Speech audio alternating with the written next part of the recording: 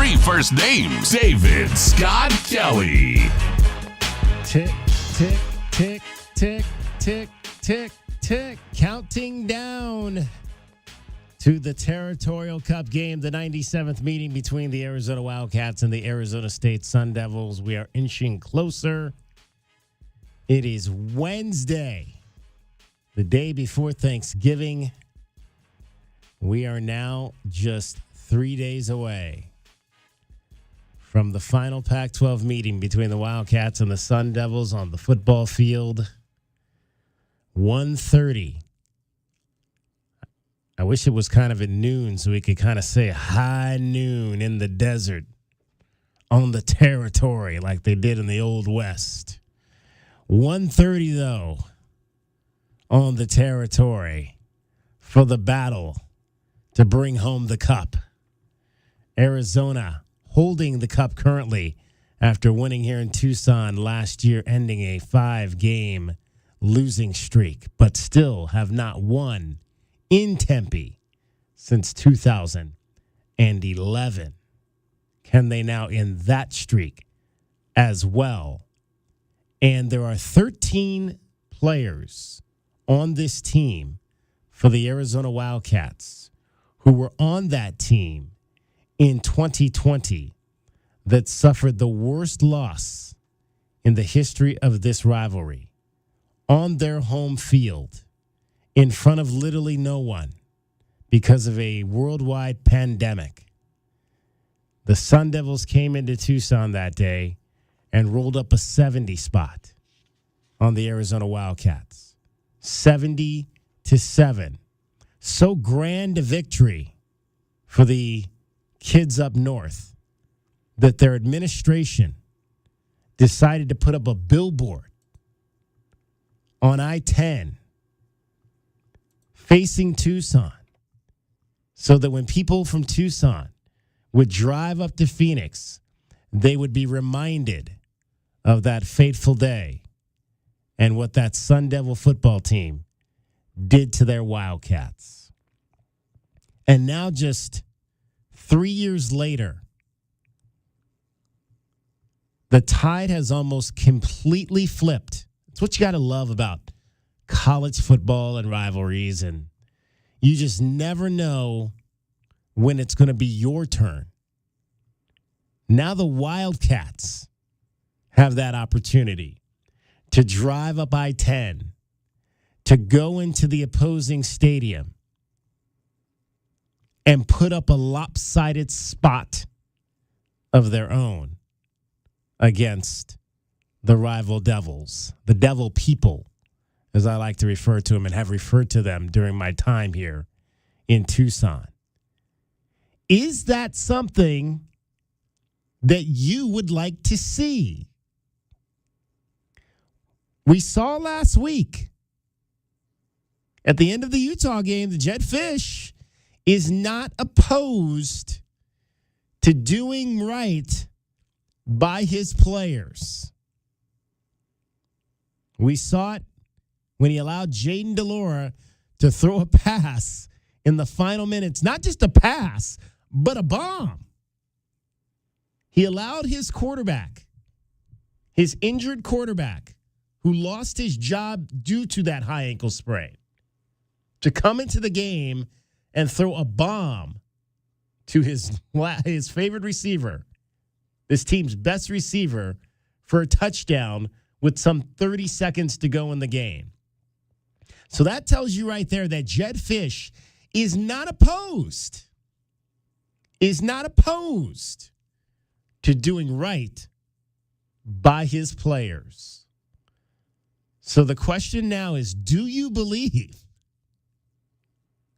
that Jedd Fisch and this coaching staff may just have in their mind to do right by those 13 kids who suffered the worst loss in program history by saying, look, now we've got a chance to go up to Tempe and resurrect or put up, however you want to phrase it,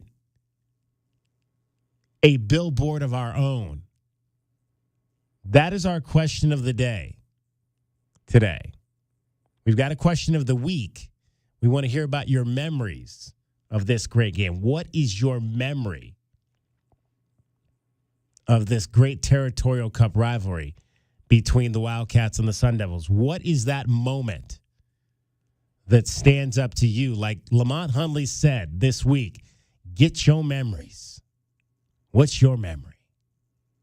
Well, today's question is, if Arizona has a chance to run it up, and I mean run it up, on the Sun Devils, an injured Sun Devil team, a bewildered Sun Devil team that is just 3-8 under their first-year head coach, Kenny Dillingham. If Arizona has a chance to run it up on ASU, do you want to see that happen? I got a question. Did ASU run that game up? Heck yeah, they did. They had 3 passes in the second half and 33 rushes. So, when I think of a team running up the score, I think of a team up by 50 and throwing 50-yard bombs right down the field consecutively. Arizona was obviously not in the game. I mean, they're emotionally, morally, physically, any of those other things. I mean, that was COVID. That was a 5-game season, right? And clearly, we all remember the end score. I'm just looking at the box score here, and ASU had 3 passing attempts in the second half. Scored 21 in the first and second and third, and 7 in the fourth quarter. So I think if Arizona comes out against a injured and down ASU team and puts up a 70-7 score, that's fine. If it's 25-7 starting the fourth and they're throwing 80-yard passes, I don't want to see that. You know what I mean? Like, for the sake of putting up a similar billboard, if that makes sense, that's just my personal opinion. I just think that, ASU put that score up because Arizona couldn't stop them in the second half. They ran the ball. That's all they did is run the ball. 520-848-1290. 520-848-1290. J-Dub says he does not want to see the Wildcats run it up on the Sun Devils. I want to see Arizona win by 63 points. I would love to see that. I would also like to see it come honestly, if that makes sense. I don't want to see pouring on for the sake of making another billboard. If it comes within the flow of the game and you're putting points up because, I think we expect something, not that score, but I think we expect Arizona overwhelmingly to be the dominant team in the matchup this year. I think a lot of people block out that game and what actually happened. How many fans? You were there. There were no fans, right? Family. There was some family there, yeah. Right. So it was a very weird setting to begin with because fans weren't allowed in the stadium. I only saw a few highlights. Honestly, I was here working the game. I was pressing buttons for Brian, and I do know, looking back at this, that the box score from the third and fourth quarters is that it doesn't seem to me like there was a lot of effort to put as many points on as possible. I just don't think the Arizona defense could stop them, and I think that's even bigger motivation to see what you see today. I mean, all these players. You talk about the 13 players who are in that game. Every day you put a billboard up in your bedroom, right? Or above the bench press while you're working out. Saltwater crocodile stuff. It's that the motivation to get stronger, better, more disciplined, cut down on unforced errors, that kind of thing that's led them to the stretch that they're on today. I think the motivation is simply to become the football program that everybody wants them to be and that they themselves have created in this stretch. Looking back at that game personally, with no fans in the stands, and the box score being what it is, it just doesn't seem to me like the intention was to score 100 points. I just think Arizona couldn't stop the ground game in the second half. Interesting thoughts, J-Dub, there. I mean, I'm not going to disagree with that. I don't know that a lot of people, though, see it that way. I think a lot of people see it as the Sun Devils, and especially in this fan base, that the Sun Devils ran it up that night.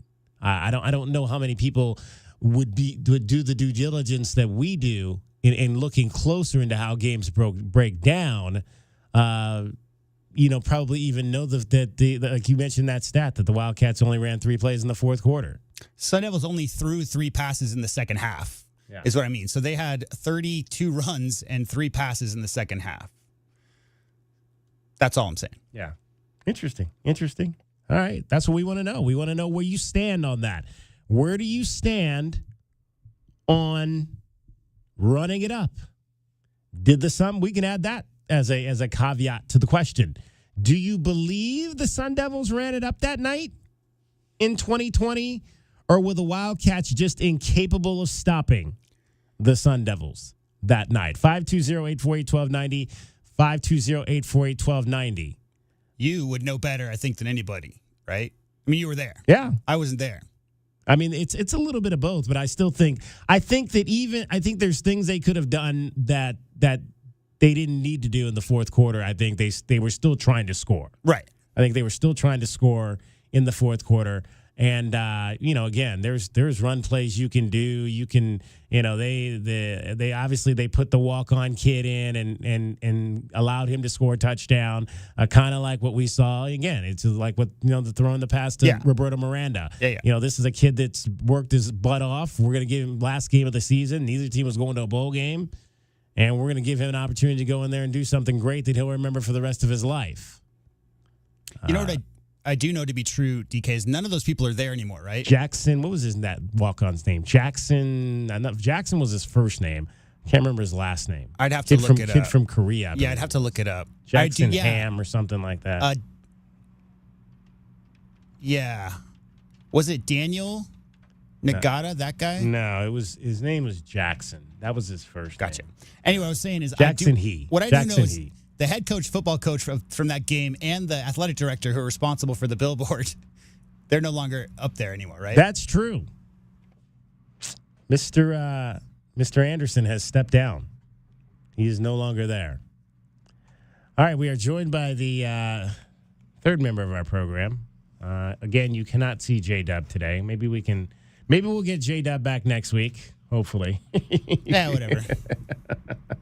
I couldn't even get you on the other screen. The screen that we actually had you on, I was trying to switch to that screen and see if we could I could restructure the graphics to work over there, and you weren't available on that screen either, man. So it's like you're just not available right Nobody now. needs to see me. It's all good. Okay. I feel the same way about myself, not about you. About myself. Yeah. Not you. I got you. Okay. Yeah. Okay. So I told you I would tell you. We were talking yesterday about Thanksgiving traditions, right? Okay. So I said I would save mine for today. So we had this game that we played when I was growing up. Have you ever heard of the game Bonanza? No. Okay. Did you ever watch the show Bonanza? With Grandpa, I did. Yeah. So they used to play this game. It was like a card game, and there would be, and I'm going to pull it up here on our web stream, so people can see kind of what it looks like here. And we would play this every Thanksgiving. We would play this game Bonanza. So basically, it's a card game.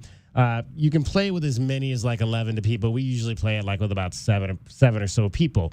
And so you could bet each one of these circles. You could bet whatever the bet was. We played pennies. So you would put a penny in each of these circles here, and then we would deal the cards. So the first, and then you would call the circle. So you would start with King of Hearts. So if whoever had the King of Hearts would get all the money in that pot. Then you would go Queen of Diamonds, and whoever had the Queen of Diamonds would get. If nobody had that, then it just stays there for the next round. Okay. Then you had Jack of Clubs. So if you had the Jack of Clubs, you would get that pot. And then there was poker. So you could play poker with whatever cards you had. Whoever had the best poker hand with their cards, you could get that pot right there. And then we had 10 of Diamonds, Deuce of Spade, sequence. If you had a sequence, that's 6 of Clubs, 7 of Clubs, 8 of Clubs. Could be anything. The highest sequence would get that pot. And then Queen of Spade, Jack of Diamonds. So you go all the way around. And then you would deal the Joker in. So if you had the Joker, you could get money for that too. And then there would be money in the center section there as well. And then you would play, and then it becomes rummy. Then you start playing the game, and it kind of becomes rummy. You just start, placing the cards. If I play the 2 of Diamonds, you play the 3 of Diamonds, 4 of Diamonds, whatever. Whoever's got the last card, if nobody has it, I start the next color or whatever. I can play the next card or whatever, and it goes until you are out of cards. And then you can win. Whoever wins obviously wins the center pot. Okay. That's how that goes. So we would play Bonanza. How fun. Every Thanksgiving. So you were learning how to gamble. Exactly. As a child. Exactly. Good for you. At 7 or 8 years old, we were like, but that was like the best part of the night. Was like, can we get the dinner done so we can play Bonanza? Because that's what all the kids wanted to do. All the kids wanted to play Bonanza. The grown-ups play too? It was the kids that's and the even grown-ups. better. Yeah, everybody would play. So that was a lot of fun. That was our little thing that we did on Thanksgiving. So it was kind of fun growing up. It's always fun. If you have traditions, I want to hear about those. What's your Thanksgiving tradition? Call in today. Call in and tell us about that. 520-848-1290. 520-848-1290. We want to know what people are doing tomorrow that's specific to their family. Like, what does your family do every Thanksgiving that you just think this is the coolest thing ever? I can tell you what Cricket won't be doing on Thanksgiving. You'll have to get around on your own because she will not be doing traffic here. Cricket will have the day off, but right now she will get you home over the hill and through the woods to grandmother's house. You go. From the O'Reilly Chevrolet Traffic Center, it's Wildcats Radio 1290 Traffic and Weather together. Eastbound 22nd Street blocked between Alvernon and Columbus. Reported collision involving a motorcycle. You could use Broadway Boulevard instead. Big backups on northbound Wilmot between Speedway and Broadway due to road work. Maybe use Kolb as an alternate route. Crashes reported westbound I-10 near Keno. 3-car collision. Drexel east of Campbell. Valencia west of I-19 at Valencia and Calle Santa Cruz. Orange Grove and La Cholla. Houghton and Broadway also clearing Wetmore and Fairview with some slowing at that intersection. Clear skies and 49 overnight for Thanksgiving. Cloudy and 74. Sunny and 77 now. I'm Cricket with your Wildcats Radio 1290 Traffic and Weather together. This report is sponsored by KFC. KFC's 2 for $5 chicken wraps. 'Tis the season for tasty goodness with KFC's new mac and cheese, classic and spicy slaw chicken wraps. Did they mention you can get any 2 for only $5? It's finger licking good. Get the backyard you've always wanted with a custom pool from First Choice Pools. A backyard oasis built around you. First Choice is a full-service builder of beautiful in-ground pools and backyard designs for years of staycations. If you're ready to dive in, then visit TucsonPoolBuilder.com. Schedule now and get 3 months of full service free. First Choice Pools for installs, renovation, remodeling, and repair. Get started today at TucsonPoolBuilders.com. First Choice Pools, the first and only choice. Hey guys, I have a riddle. I hate it already. I'm wearing a polar bear disguise to provide service with no compromise. You're on Alaska vacation. Wait, I'm not done. It's a vital annual task, even though I'm behind a mask. Alaska vacation. You're in Alaska vacation. Don't spoil it for Ron. Alaska vacation. When I'm done, you won't shed a tear, because your heater will be guaranteed for a whole long year. Who am I? Alaska vacation. How'd you guess? Gary, everyone knows the Alaska Vacation from Alaskan AC is the finest furnace tune-up in town. Everybody also knows Alaskan AC guarantees no breakdowns for a year. And everybody also knows it helps you save money on your utilities. Wow, how quickly did you figure it out? As soon as you said, I like to dress up in costumes. I never said that. I know what I heard. Ron? That kind of gave it away. What do you guys know? I'm going to go take care of our customers with our world-famous Alaska Vacations. Schedule now at AlaskanAC.com. Don't forget your fluffy tail. Oh, thanks. BetMGM is giving you a chance to be a part of the big game. Place at least $100 on Pro Football Bets Weekly to enter for a chance to win the ultimate trip to Vegas and 2 tickets to attend the big game. Must go to BetMGM.com/touchdown in Vegas for full terms and conditions, including a free alternate method of entry. BetMGM and GameSense remind you to gamble responsibly. Visit BetMGM.com for terms and conditions. 21 years of age or older to wager. Arizona only. New and existing customer offer. All promotions subject to qualification and eligibility requirements. First online real money wager only. Rewards issued as non-withdrawable bonus bets. Bonus bets expire 7 days from issuance. Please gamble responsibly. Gambling problem? Call 1-800-NEXT-STEP. At Goldberg and Osborne, we fight. We fight for accident victims, injured workers, abused seniors, those harmed by dogs, negligence, or malpractice. We fight the government and big corporations. And most importantly, we fight the insurance companies. We've been fighting for Arizonans since 1989. We go to court, we fight, and we win. Call Goldberg and Osborne and let the Eagle fight for you. Now accepting work injury cases. this November. I'm grateful for the most thrilling casino action around. Not to mention next level fun and unbeatable winning. You got it. Find it all at Desert Diamond Casinos. And this month is all about the excitement. You bet it is. At Tucson, there are giveaways galore. Come out every Thursday for Road to Riches, where there are over $100,000 in prizes up for grabs. Plus, there's 10K Saturday, Diamond Sunday Bingo, and more. I'm there. At Sahuarita, there are more great events, plus incredible entertainment all month at the Diamond Center Sahuarita. Count me in. Then make your picks each week to score your share of over $1 million. It's $1 Million Pro Football Frenzy at Tucson, Sahuarita, and Y. That's true, Tucson. It's always a good time at Desert Diamond Casinos. True. An enterprise of the Thana Autumn Nation. See Rewards Center for details. Well, it's that time of year. You dress the kids up for the holiday parties, and they hate it. You dress everybody up for the annual holiday card picture, and, well, everybody hates that. You even dress the turkey, and we're pretty sure he's not happy about that. This year, dress up your yard in time for the holidays. Call Dorado Rockin' Materials, and we promise there will be no complaints. Make your yard beautiful and worry-free with their personal service and convenient delivery times. Dorado Rockin' Materials. The right service, the right product, the right price. What a lot of people don't realize is the new Chevys at O'Reilly Chevrolet make great stocking stuffers, especially when you happen to own stockings the size of a garage. Our red tag sale is going on now, and it's big, much like the price you'll get for your old vehicle. Your trade has never been worth more than it is this holiday season. Check out our red tag deals at O'Reilly.com. Call 747-8000 or let us play Santa in person on Broadway next to Park Place Mall. Find new roads today at O'Reilly Chevrolet. O'Reilly Chevrolet.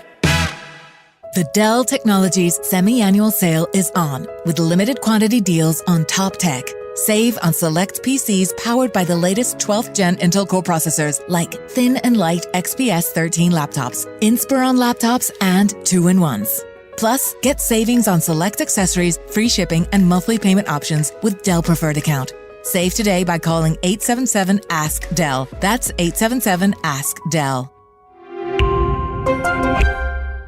When the Arizona Wildcats take the field at Arizona Stadium this fall, you'll hear all the action of Wildcats football with Brian Jeffries behind the mic on your home of the Arizona Wildcats. We are Wildcats Radio 1290.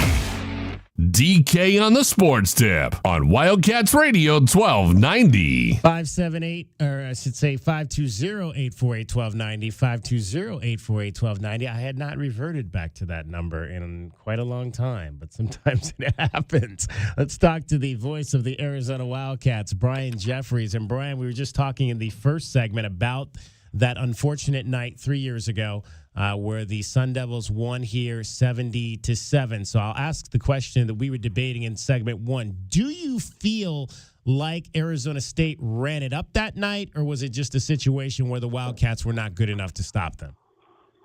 Oh, it would be hard to say without being on the Sun Devils sideline.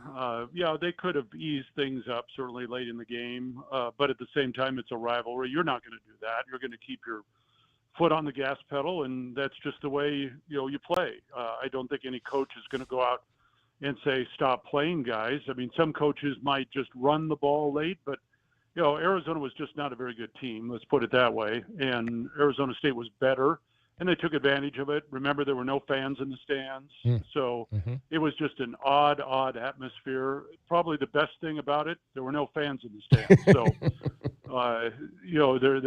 There was nobody to react to anything other than you just wanted to get it over with. Yeah. So obviously you've got basketball tomorrow. What's your travel schedule? Are you going over day of? It's obviously only a 6-hour trip over there, so I imagine you're just going to get up in the morning and head on over to Palm Springs. And is that how that will work? No, get there later today. Okay. And because we've got an early game tomorrow, so I think breakfast is at 8, and we'll get over to the arena. And since we haven't been there before, although a good friend of mine works with the ownership group there, so they've assured me that it's a great place and we're ready to go. So, yeah, I'll get over there, get that done, and then spend Thanksgiving there with my boss, who's I guess he bought a turkey. I don't know. He said he was going shopping yesterday. So we're going to have Thanksgiving tomorrow night after the game, and then head to Phoenix on Friday for the big Territorial Cup. Now, is the fan taking the family along on this trip, or?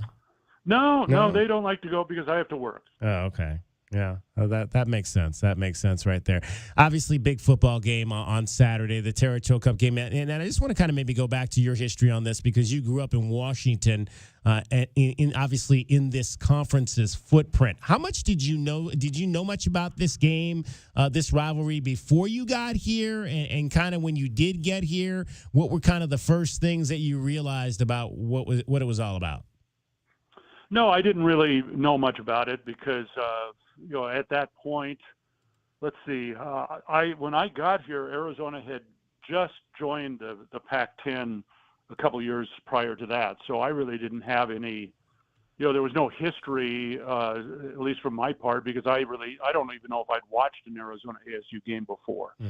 And so it didn't take long. I certainly know that because it's a heated rivalry like they all are. Not as now. I grew up watching Washington State play a lot, and that's a pretty intense rivalry. But it's nothing like Washington Oregon. That was to me pure hatred. I've never been around anything like that before, and so this one to me seemed almost calm. The first couple ones I saw, back in the early '80s when Tom Tunnicliffe was quarterback and. That's when, Larry Smith, Arizona State, what I knew when I got here was that Arizona State had dominated the series in recent years. And the fans were not happy about that. And then Larry Smith came in 1980. Tom Tunnicliffe took over as quarterback, and it didn't happen right away, but, Arizona there was that decade there where it was almost a complete run for the Wildcats. They had the one tie in there or something, but it was a great run, and that kind of turned the thing around. I think it made it a rivalry at that point. My impression, David, was that the Sun Devil fans felt that they were the dominant school in pretty much every sport, and then you had Larry Smith take over in football and turn things to Arizona. You had Lute Olson come in and turn the rivalry around in basketball to where Arizona then dominated. And so there was a wind of change there back in the early to mid 80s that has really totally turned this rivalry around. And there's been some strange games between these two, as you well know. We've seen muff punt returns. We've seen missed extra points that have, the muff punt return was a tie, and then you had a missed extra point that cost Arizona a win. All kinds of stuff that has happened over the years, and who knows what's going to happen this week. Brian Jeffries, the voice of the Wildcats, is joining us. It is the 97th meeting between Arizona and Arizona State, the Territorial Cup game this Saturday. So was your first game the tie in 87, or was that the next year? Well, my first game broadcasting was 87, the fall of 87. Okay. So that was your first year as the play-by-play guy. Yeah, and that was Dick Tomey's first year as head coach. Okay, and that was the tie. So what do you remember about that game? And were you nervous going into that first Territorial Cup game? Absolutely. Absolutely. Very nervous. And Arizona didn't have a stellar team that year. They had 3 ties that season, which is, of course, we don't see ties anymore at all. But to have 3 in one season, it was just kind of a bizarre year. It was. Coach Tomey's first year, and like anytime there's a new coach, you've got that feeling out process. And I think for Arizona, there was disappointment because the year before they'd won 9 games. And, then they went 4-3, if memory serves me right, in 87. And so there was some disappointment there. But things started to build after that. And, Wildcats bounced back, won 7 games the next year, and I think 8 the year after that. And so it got rolling soon after that. But, very nervous that first time. Anytime – I'm going to be nervous on Saturday because it's up there in a rivalry game. Anything can happen. Arizona's got a chance to win its 9th game. That's a big deal. It'd be one of the best seasons in school history, and you'd love to see the opportunity. The opportunity's there to get it done, but rivalry games, you can't predict anything. So the Wildcats have the better team on paper, but like I said, I've seen some screwy things happen on both sides over the years.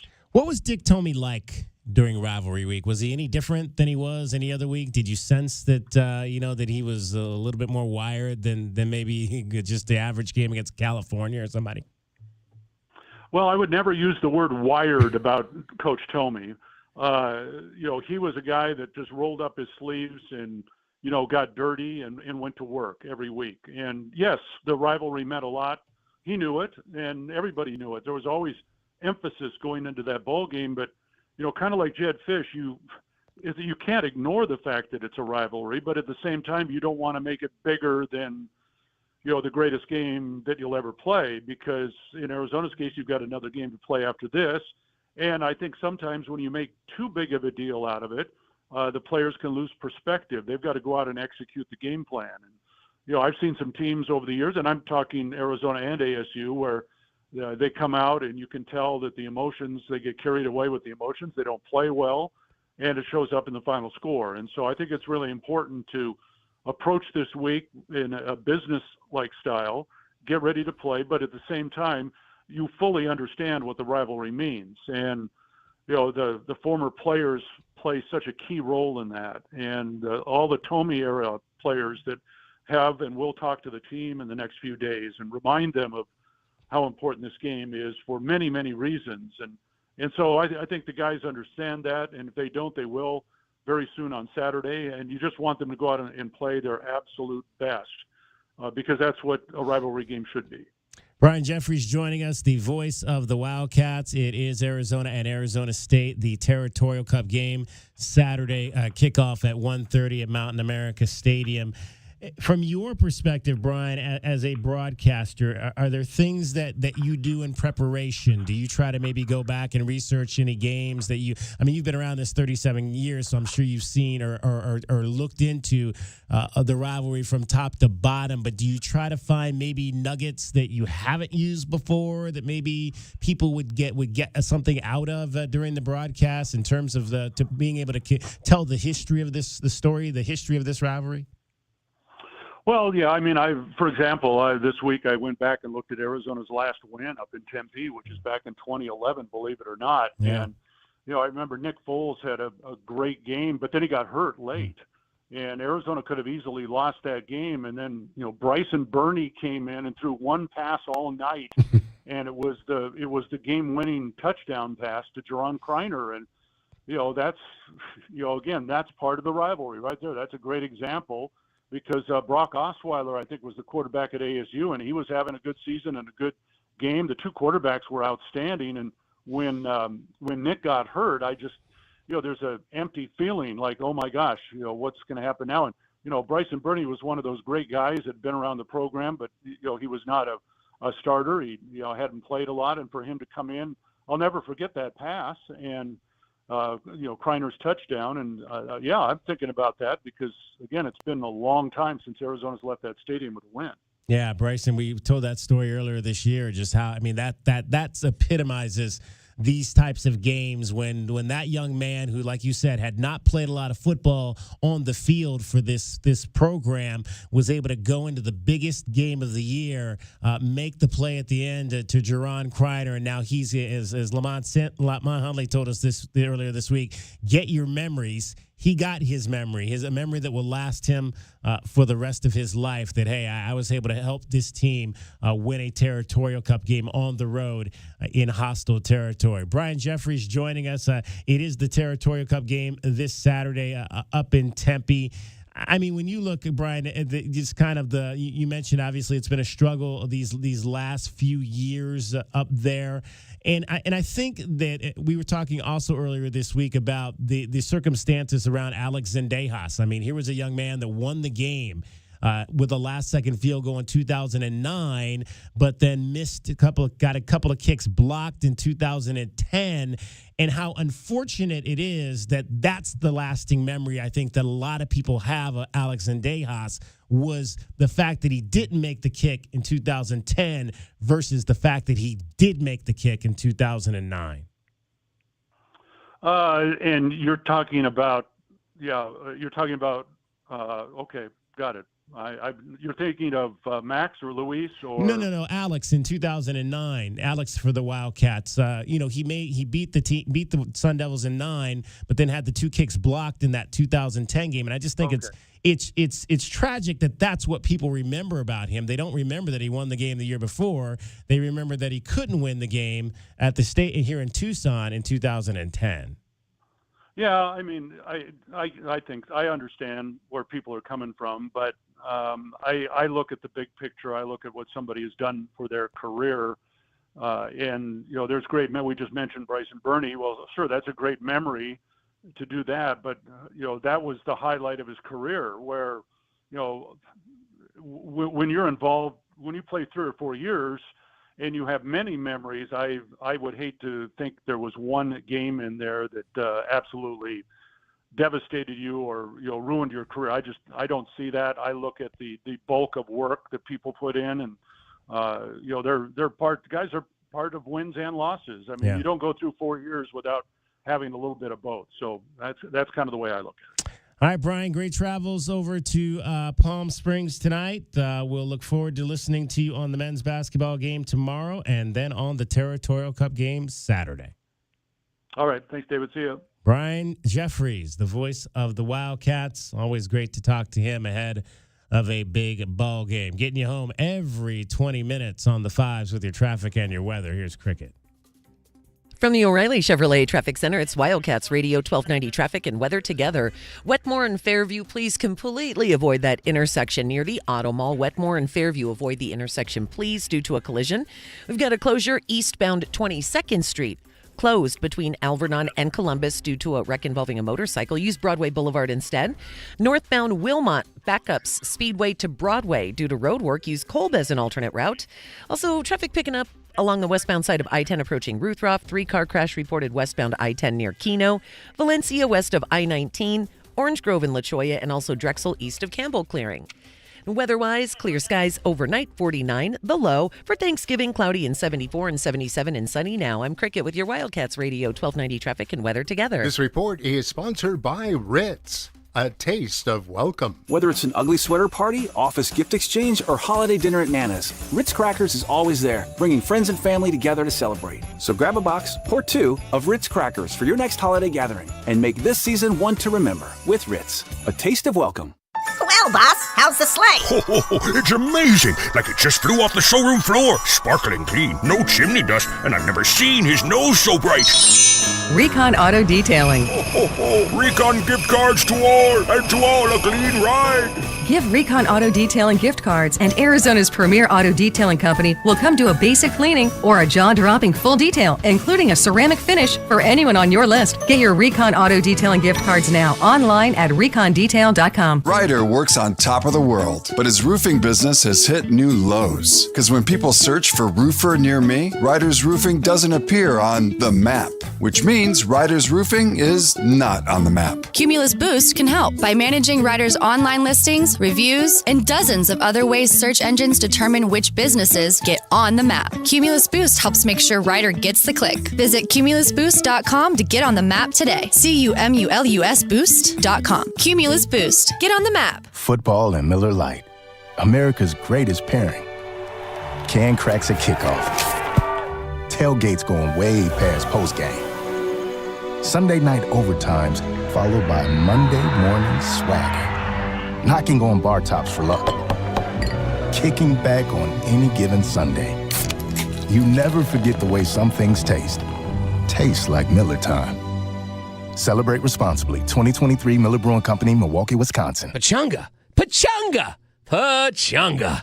Well, no matter how you say Pachanga, it's more than a party, more than a fiesta, even more than Mardi Gras. Pachanga is Tucson's own end-of-the-year never-ending Super Bash, including the December 30th Barstool Sports Arizona Bowl and the Taco Bell New Year's Eve Downtown Bowl Bash. Start your Pachanga journey at thearizonabowl.com. Here at Alaskan AC, we believe every kid in town should have a toy under the tree this Christmas. And we know you believe that too. So does the United States Marine Corps. Let's bring that all together and make a big difference this year. When you donate a new, unwrapped toy to Toys for Tots, Alaskan AC will match it with another toy. One toy becomes two. Or make a donation and we'll match your donation so $1 becomes $2. You can drop off your toy at our offices or give it to one of our techs working in your home. Last year, we donated thousands of toys with your help. Plus over $10,000 to Toys for Tots. A small donation can make a big difference this Christmas. Make your donations before December 15th and we'll do the rest. We'll match every toy you donate. And match every dollar you donate. To make Christmas wonderful for every kid in town. Find out more at AlaskanAC.com.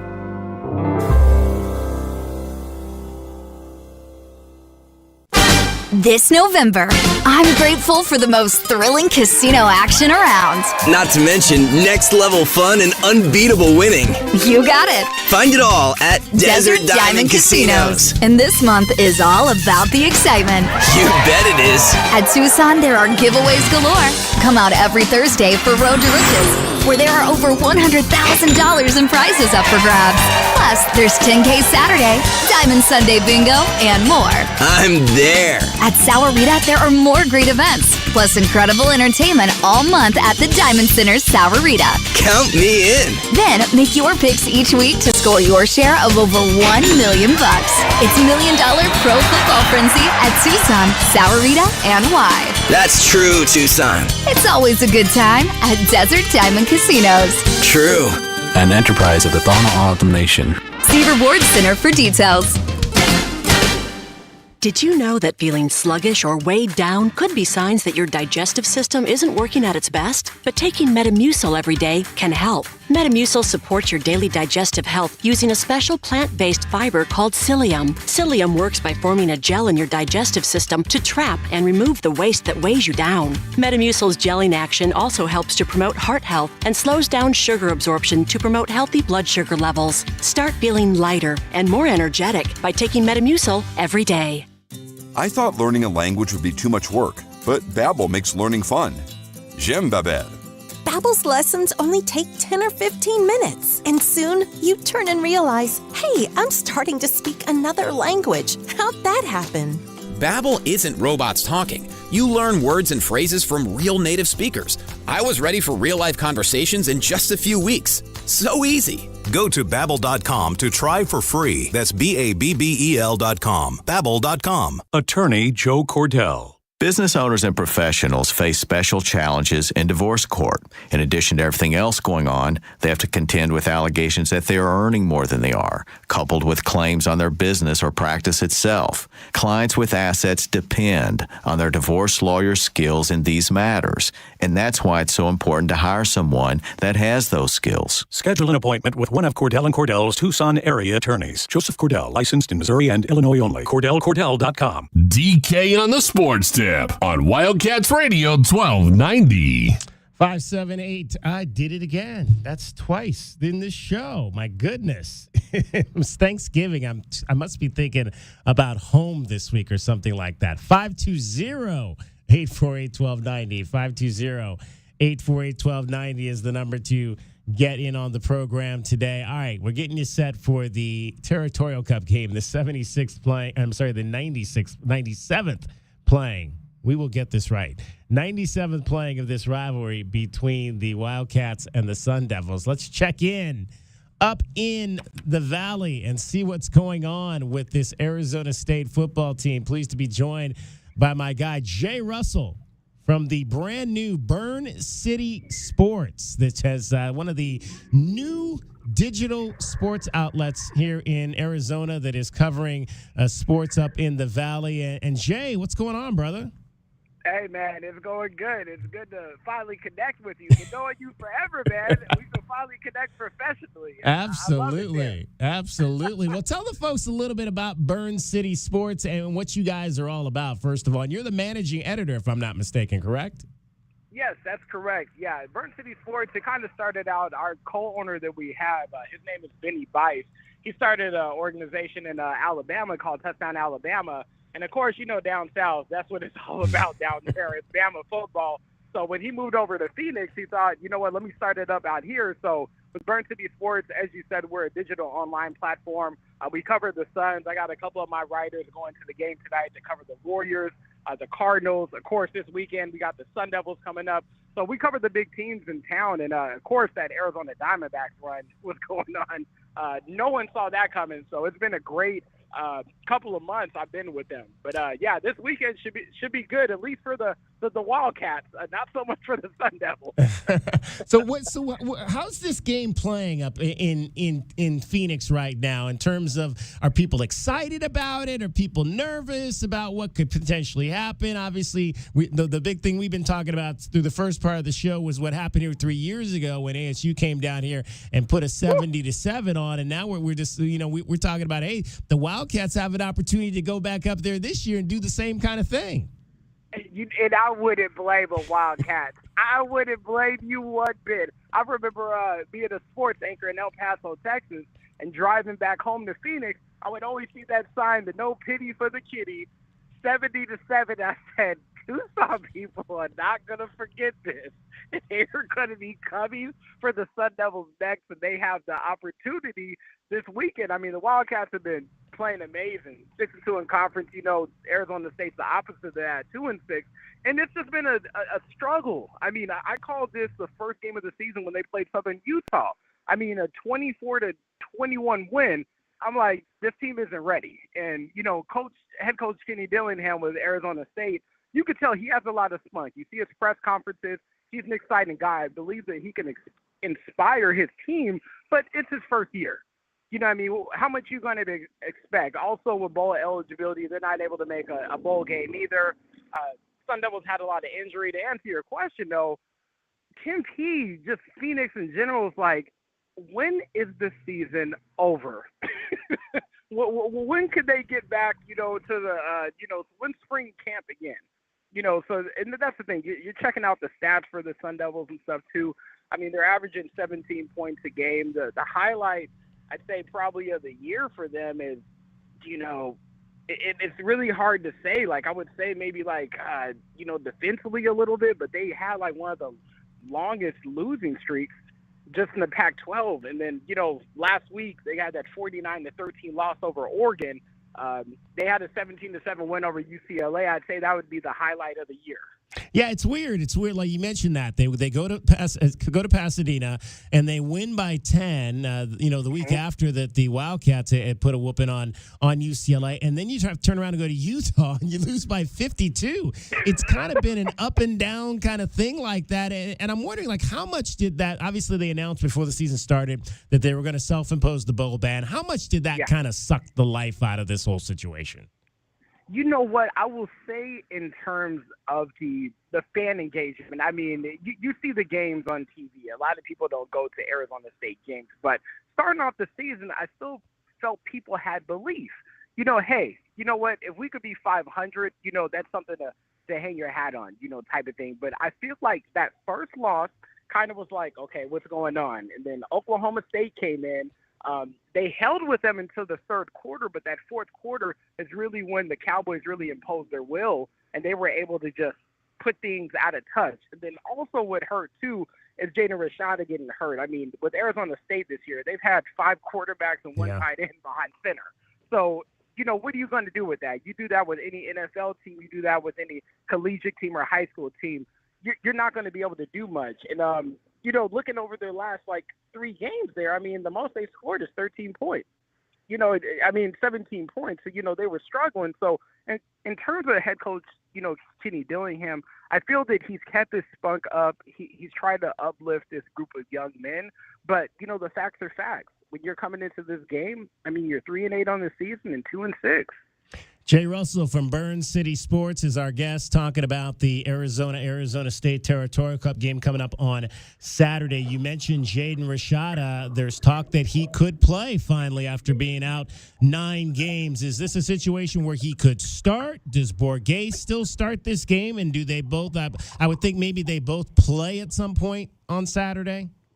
You know what? Actually, this morning it was announced that there was a chance that Jaden Rashada could, be playing there. And when he was actually on the field, I mean, he was able to make plays. I just think that even looking at spring training, you could tell there was a clear difference with Jaden Rashada actually out there on the field. This is just my belief. It has not been reported yet, but my belief is you're going to try to bring Jaden Rashad in a little bit later, type of thing. I mean, he's been out for a while, to be honest. So, like, let me throw you into the biggest game of the year for the state of Arizona, and let's see how you do. So, what I would do, I believe just splitting would help them. Just try to just keep it close, just keep it interesting, type of thing. I mean, I'm expecting the Sun Devil Stadium to be full of red, white, and blue, and a little bit of maroon and gold. Hopefully by halftime, they're still there. But I think that's probably the best thing you could do right now, because I mean, I think people forget they're 18 to 22-year-old kids there. Yeah. And the expectations are so high for them, but their brains are still developing, type of thing. But yeah, I think that's the best thing you could do. Get Jaden Rashad out there, kind of just to get him comfortable. I mean, that's even next year as well, when the game is down in Tucson, it's going to be the same thing. So I think it's good to get a little bit of taste of it now. Joined by Jay Russell from Burns City Sports, one of the newest digital sports outlets here in Arizona. And let's flip the script and talk some basketball now. Big night last night with the return of Deandre Ayton. They had a little video of him before the game. I understand the reception was somewhat lukewarm. What was it like for DA's return to the Valley last night? It was actually mixed. One of our insiders there for the Suns, his name is Brendan Mao, was there along with our other insider, Damian Adams. I'm looking at their report through the game for Burns City Sports, and the first thing that they had, you see that Deandre Ayton, he signed an autograph. People are very congratulatory. Like, thank you for what you did. We remember the value that you had there. You got us to our first, NBA Finals since 1993. But when they played the tribute video, I saw it. There was quite a few boos. And I will tell you right now, on BurnCitySports.com, when we reported Deandre Ayton got traded, it was the highest viewed story on our website. Wow. For a while. And, and it's hard, too, because this is just my personal opinion, Dave. Nurk he's a good player, but this is Deandre Ayton we're talking about. All we need you to do is the rebound and go ahead and just put up a nice pick and roll that you would get in the paint from Chris Paul. And I feel that the Suns are kind of missing that now. Like, of course, Nurkic, yes, he's making the nice passes and stuff. You have three scorers on the court once the Suns get healthy. But when it comes down to it, it seems that the Suns organization is like, you know what, we made an upgrade. I'm like, well, it's not an actual upgrade because he was the number one pick. This is Deandre Ayton. Everybody remembers him down there, Southern Arizona, what he did in college. Is he doing that in the NBA? No. But, just think of that lineup that they would have potentially. It would have been Bradley Beal, Devin Booker, Kevin Durant, Deandre Ayton. Go ahead and throw Gordon there, throw J.O., Josh Okogie. That's a tough matchup to beat. And I remember videos, you would see of Deandre Ayton running up and down the court, getting beat by the Denver center. I can't even think of the Jokic, Nikola Jokic. Nikola Jokic. He would be getting beat, but he had effort. There were times I saw Devin Booker getting beat up and down the court. You don't see any, you know how Phoenix feels about Devin Booker. They're not going to say anything, negative about him, but I'm just like, it was a team effort. But in terms of what Deandre Ayton brought to the city of Phoenix, I felt the reception was more positive than it was negative. I also saw some stuff in the post game as well, and I noticed that Deandre Ayton too, he turned off his mentions on social media because he wasn't trying to. So that kind of gives you an impression. Of course, people are real big behind the screen. They're real tough behind the screen. But who's gonna go up to a 6'10", big guy like that? No one's gonna say anything. But just me personally, you know how it was here, and what was that 2020, 2021? The city was buzzing. Without that, value. Yeah. We're not, what I'm saying? Like, without those key plays, you don't get to the NBA Finals. And when I look at it again, the last two playoff appearances by the Suns, embarrassed by the Dallas Mavericks in Game 7, embarrassed by the Nuggets, in Game 6 type of thing. Yeah. I get it, they needed to make a change, but Deandre Ayton made a very great contribution to the city of Phoenix and Arizona itself. All right, real quick in 15 seconds, Jay, what do you think the future of Kyler Murray is? Is he going to be the quarterback next year for this Arizona Cardinals team? I think he's got to go. I think we got to wrap it up. He's got to go. We got to get somebody else in there. That's the second highest viewed story on BurnCitySports.com anytime we post Kyler Murray. There you go. BurnCitySports.com. Check him out. Jay, appreciate you joining us. We'll catch up again, and I want you to be our guy, keeping us updated on what's happening up with our professional teams here in Arizona. Hey, I got you covered, man. As soon as we get back up here, shout on me in Scottsdale. I got you covered. Oh, Drinks on me. I'll be up there Saturday, so that it might be this Saturday. Oh God, I'm gonna have to call Daryl Joyner too. We can all meet up. There we go. Appreciate you, Jay.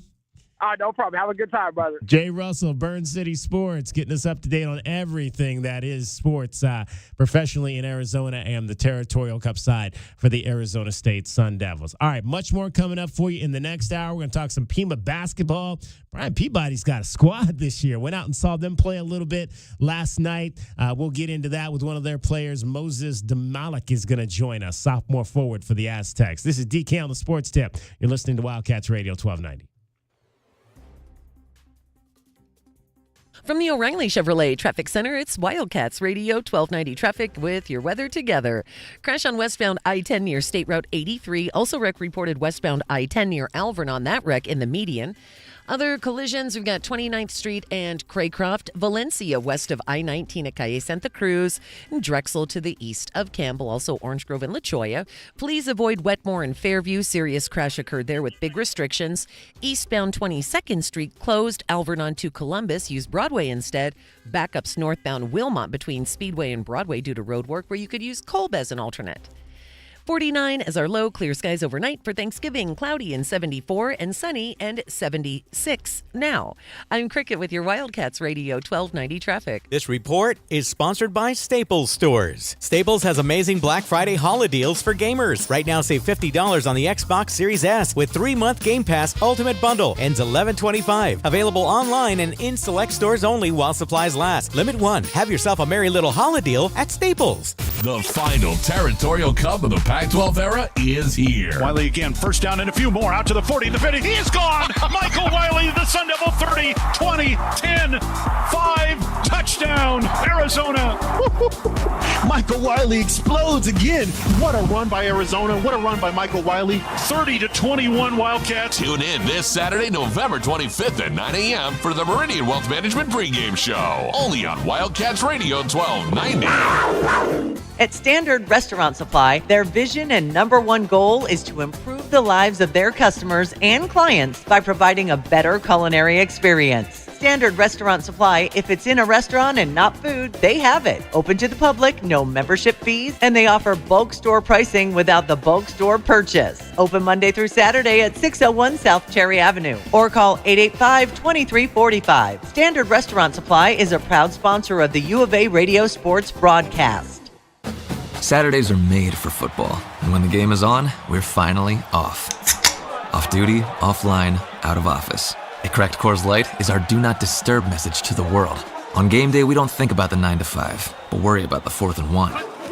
So this Saturday, grab a Coors Light, press play on some pigskin, and pause on everything else. Coors Light, mountain cold refreshments, made to chill. 2021 Coors Brewing Company, Golden, Colorado. Celebrate responsibly. You know how we Wildcats love our games, and there's no place better, closer, or safer to game than Desert Diamond Casinos. Filled with hundreds of the newest, loosest slots, dozens of your favorite table games, and superior food and beverage options. Desert Diamond is the #1 destination for your free time fun festivities. Bear down for the best time in Tucson. Go to Desert Diamond Casinos. Go Cats!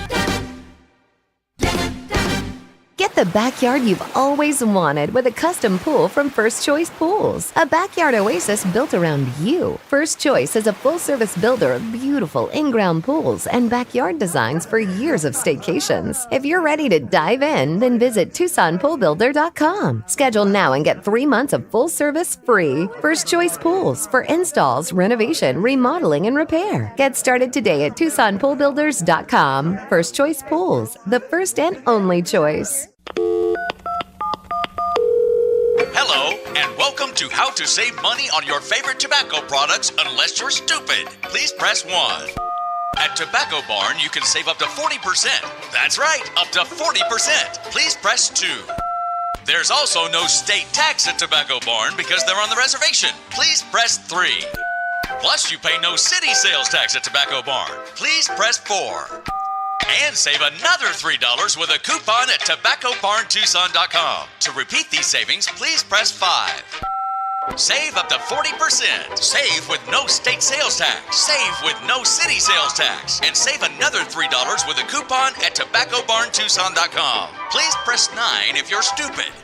Wow, you're about one taco short of a combo plate, aren't you? Don't be stupid. Save your money. Come to Tobacco Barn, Nogales Highway just south of Valencia. Check tobaccobarntucson.com. KCUB Tucson, a Cumulus media station. We are the sports station that Tucson turns to for all the latest news when it comes to Arizona football, along with Arizona football play-by-play. We are Wildcats Radio 1290. Without the ones like you, who work tirelessly to keep things running, everything would suddenly stop. Hospitals, factories, schools, and power plants, they all depend on you. No matter the weather, emergency, or time of day, you're the ones who get it done. At Grainger, we're here for you with professional-grade industrial supplies. Count on real-time product availability and fast delivery. Call, click Grainger.com, or just stop by. Grainger, for the ones who get it done.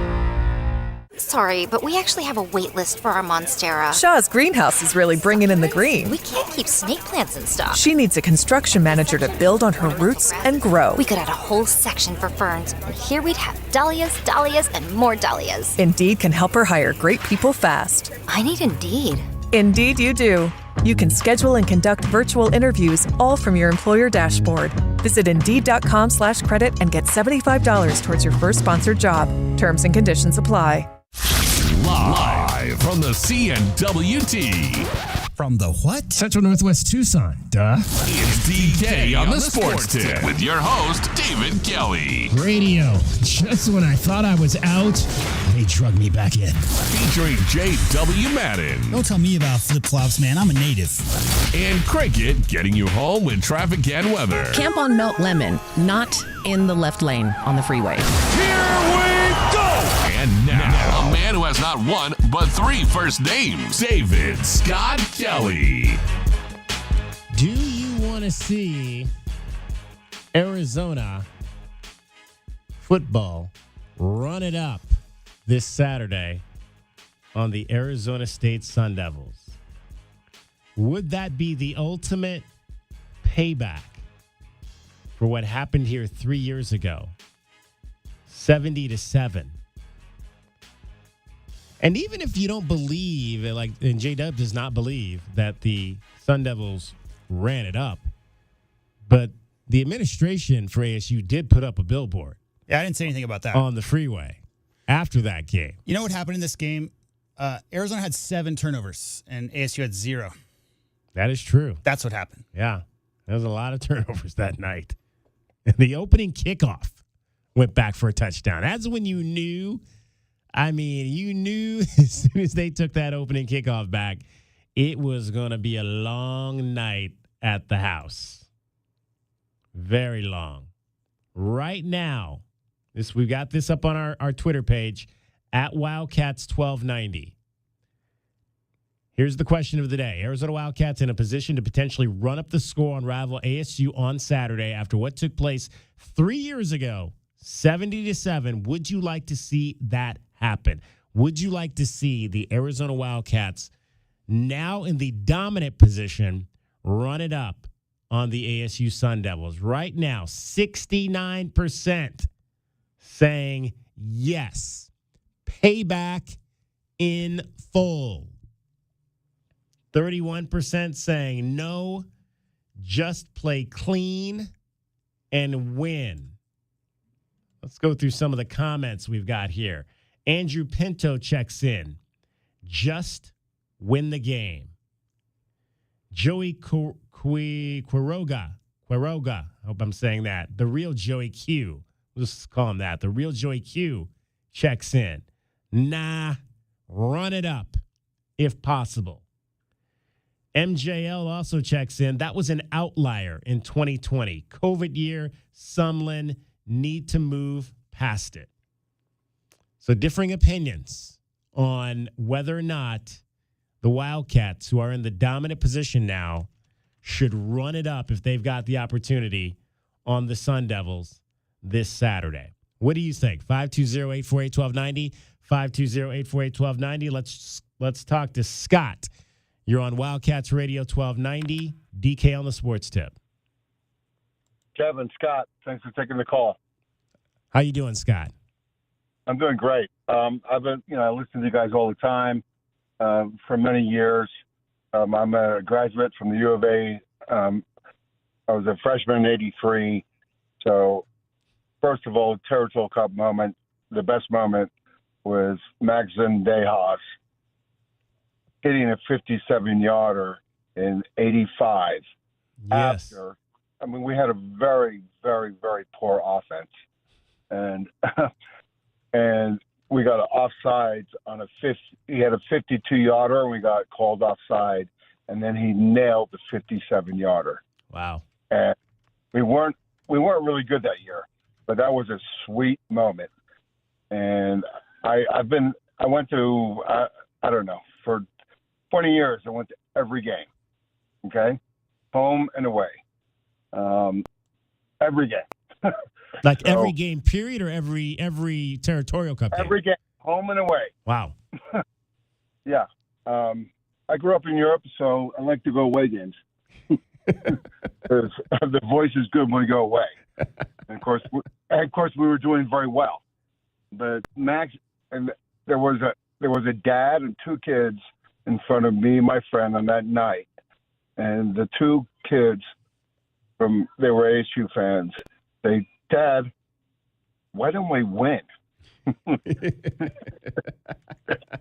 didn't say anything, Max hitting that 57-yarder after that offside, so that's my best moment of ASU U of A. The 70-7, doesn't bother me. It's a game. It's over. Yeah, okay, done. It's embarrassing. Get over it. Don't run up the score. Just be Arizona. Be class, and present yourself well. Because when I go away, and I've been to quite a few away games. One of my best experiences was in Nevada with Rich Rod, and I saw those guys come out. Came out. And all those guys were class. All the our players. Yeah. And that game was very, very it was very close. But then we took it at the end. But one of my points is because of our attendance. When I left that stadium in Nevada, I got thanked like 4 or 5 times for coming. So the people that were working at the stadium took time to thank me. I've got my Arizona gear on, and they're like, thank you so much for coming. Thank you so much. And I just don't get that in Arizona. I don't get that at baseball. I don't get that at football. I don't get that at volleyball. I don't get it. Really? No. Really? I think we have some of the greatest ushers. I've gotten to know a number of our ushers at the various venues. And I think they're all very friendly people. Kevin, I'm not saying they're not. I'm just saying from my experience. I'm just saying I've been going for a long time, but I was really, really impressed when I've gone away how people have really, really thanked me. And, I've been going to Arizona games for years and years, and obviously I'm so old right now. But anyway, that's all I wanted to say. Scott, you know how old you are? Yeah, 58. Okay, you're old enough. You're old enough that you can't remember my name. It's David, not Kevin. Oh, sorry. That's okay. I do apologize. That's all right. That's because I see you on the news, and now I just hear you on the radio. There you go. So sorry, David, but yes, I know you. I know you're a USC lover. Not currently, but I used to I know, be. not currently. But no, I'm just saying that because when they talk about attendance at, the stadium, I think about that. And currently I'm not a season ticket at the stadium. I am currently, a baseball, ticket holder. And I'm just saying, just generally, I just, just to me, when I've gone away and I've seen U of A, and I, try to, respect, our A and be polite and be kind. And I just, I just think people that I've run into, as far as, the stadiums where it's, LV or what have you, I just got a better response. So, wow. And then, and then another thing really quick. So we had, Makovic, right? And we had Stoops, Sumlin. So we lost like 15 years of potential season ticket holders. Basically. I mean, we lost like people that had season tickets that didn't renew, or people that just didn't buy because the team was bad. No. I think just because they were just fed up. I mean, I got fed up. When Makovic was here, LSU came into town, and I think it was like 40 to something in the second quarter. And the LSU fans were like really, really polite and nice. And they were like, "Oh, don't worry, Scott, it's going to come around. You guys will bounce back," But, I mean, for them, that was their best away day, forever. When you want to go somewhere different, like I would have loved to gone to Mississippi State and seen that game, or back in 86 or 87, we played LSU on the road. We lost on a field goal, and they had those two running backs, and I forget their names, but it was close. But no, they were very nice. But I think that era, that those three coaches really cost us in season tickets as supporters. Not because of losses, but just because of being not interested. Yeah. Because they weren't connected with the community. Makovic was not at all. Stoops, sort of. Rich Rod, yeah. I think he, good personality. I think he did a decent job of trying to connect. And then, the Sumlin, no. Zero temp. And then, of course, now, we have, Hunley and Cecil back in the locker room. We have a connection with our history, and it's so important. And I think that might really help trying to bring back people to the stadium, because I think we lost, a lot of people that would have bought tickets because of those hires. I mean, it's not a short period. No, it's not. It really isn't. I mean, Makovic came in 2001, and then, I mean, you're talking about a 21 season period there. Right. Yeah. And I don't have a season ticket. And of course I'm older, and then there's parking and what have it gets more difficult. So, i.e., I love to go to the baseball games because, there's only, 4,000 or 5,000 people, or, it's very easy to go in there. It's very nice. And of course, this, not to say that the stadium at, U of A is not nice for football. It's beautiful. But I think that period really cost a lot of fan base. And anyway, that's my point, my friend. All right, Scott. Hey, I appreciate those great thoughts and your thinking on where the season ticket base is now based on what has happened. Call anytime. Thank you, Scott. All right, I appreciate you. Appreciate you as well. Much. All right, be safe. Have a happy Thanksgiving. All happy the best. Thanksgiving to you as well. 520-848-1290. 520-848-1290.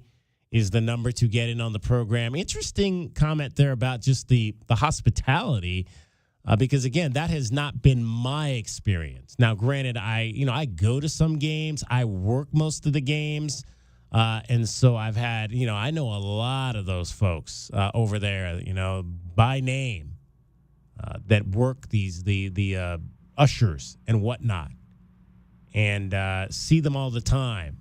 Very friendly people. But I mean, I would be interested to hear if others share Scott's opinion. Do you not feel like the folks that are working inside our facilities are as friendly and as helpful with their customer service as they should be.